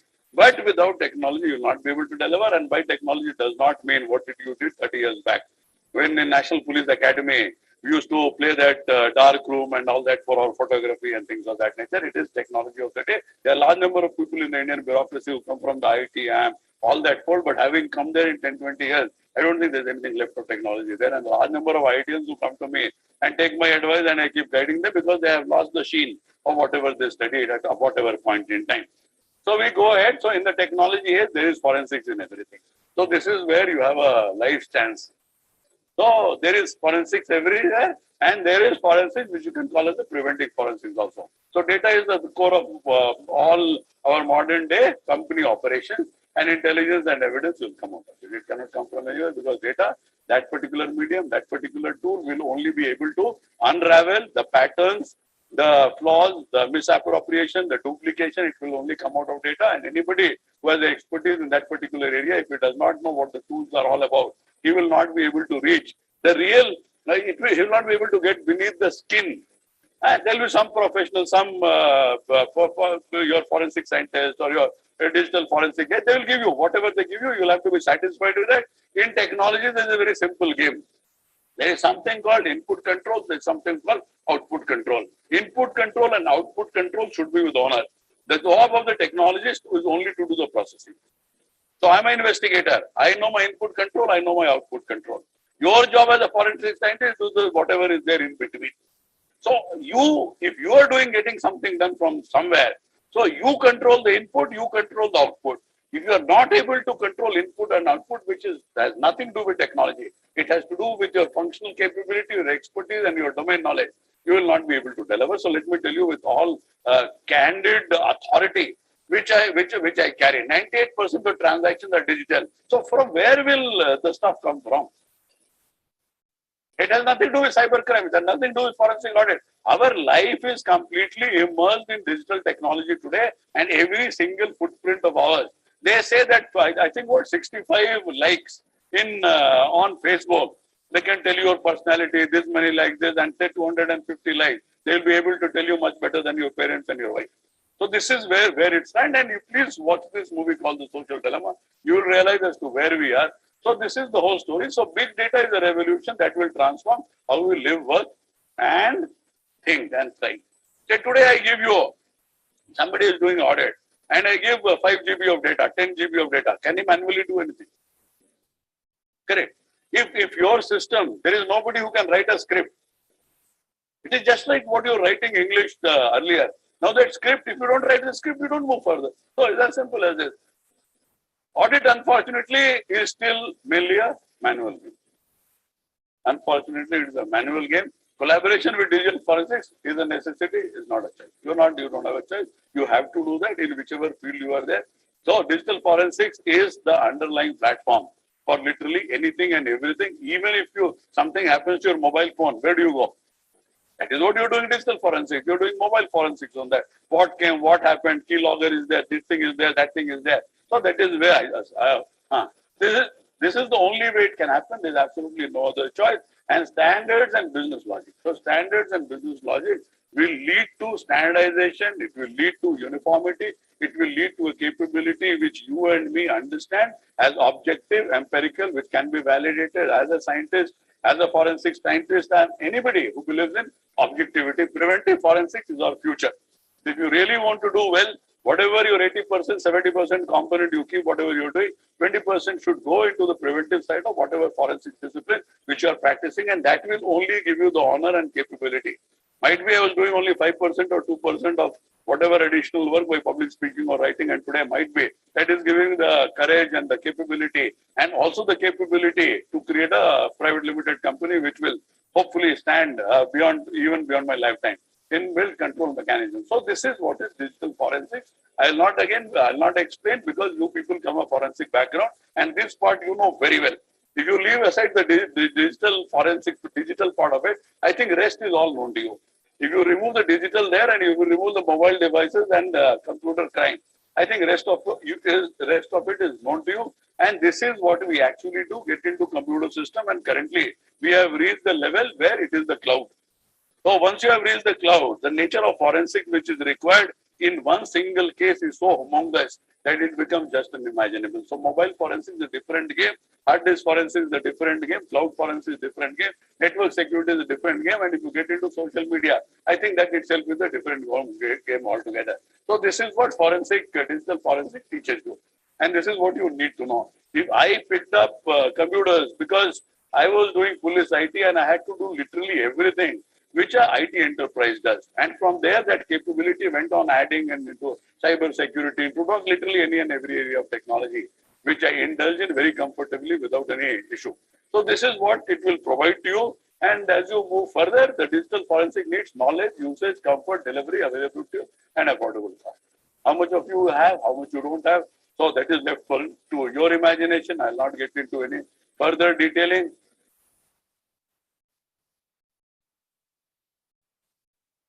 So it is a well-established tool for cybercrime investigation. And now in all crimes, given the massive presence of this medium, and as far as forensic audit is concerned, sooner than later, they will have to fall in line. Otherwise, what they are doing is at a very peripheral level, that depth is not there, precision is not there. The beauty of digital technology is that it will provide you the depth, the empirical nature, and also a completely evidence-based, data-enabled thought process and execution and report. So evidence-based reasoning, objective and evidence seeking. So these are the things which you finally get into digital forensics, and the connect and the collaboration. So with that collaboration, you are also able to deliver the same features into the area in which you are working. So digital forensic investigation, this you are aware of. And we move further. So law, standards and tools, they have to first fall in line. If law, standards and tools don't fall in line, then it becomes extremely difficult. And the areas which you are broadly dealing is basically your laptop or a PC or whatever. So computer forensic, mobile device today has become way, way, way ahead of normal computers as we understand. Network is another different world with 3G, 5G, a variety of other things.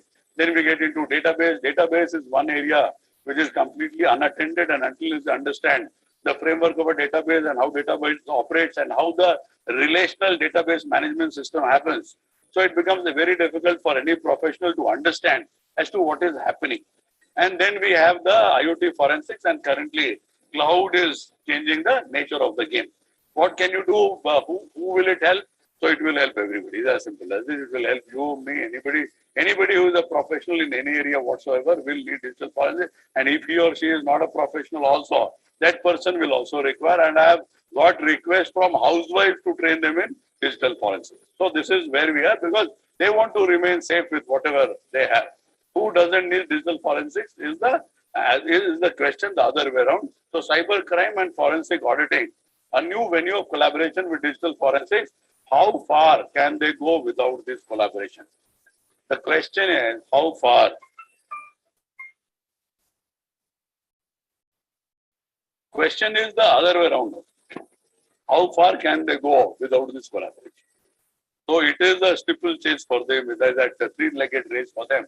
It is not for digital forensics. Digital forensics will stand on its own feet and support as much as we support digital forensics. So this is where we are. So we come towards the end of this particular lecture, where we have come to the conclusion that cybercrime and forensic auditing cannot live without digital forensics, and the future trajectory of both these disciplines as a successful deliverable tool can happen only with digital forensics. Correct? Thank you.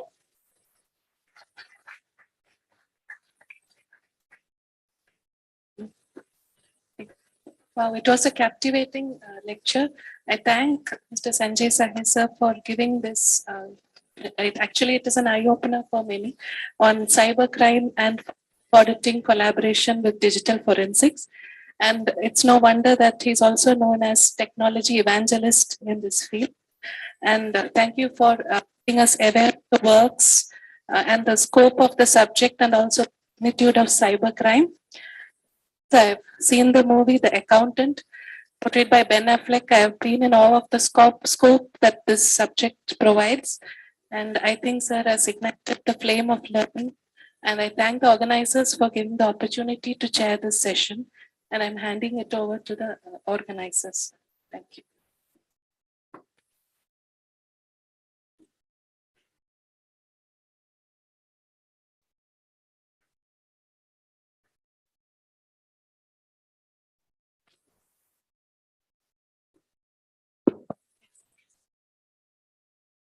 The floor is now open for questions. No questions. All right. Thank you, esteemed chairpersons and respected speaker, for speaking about the new prospects around the horizon. Now I call upon our chairpersons to felicitate the speaker on our behalf.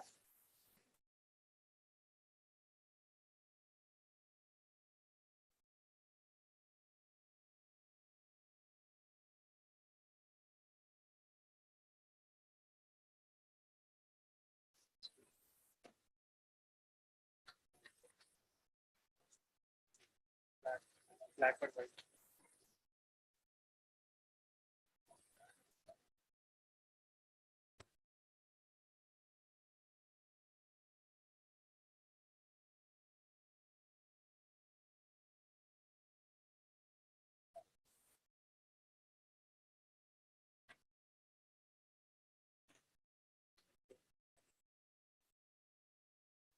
Now I call upon Dr. Hemant to acknowledge the chairpersons for chairing the session.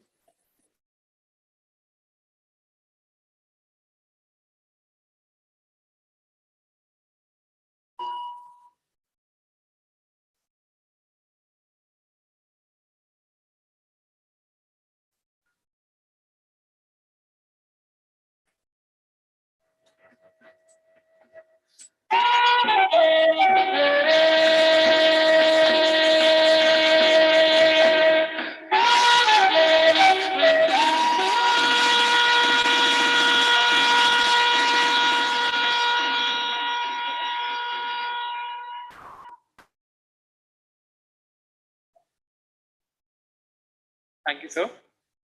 Delegates, please request, there's a request. Dr. Shruti MK, Dr. Manoj TM, Dr. Geraldine Sanjay, and a UG student Yashas BP, please submit your PPTs in the annex hall. The delegates, now let us break for lunch. The lunch is in the cellar floor. And the sessions will resume at 2 o'clock sharp.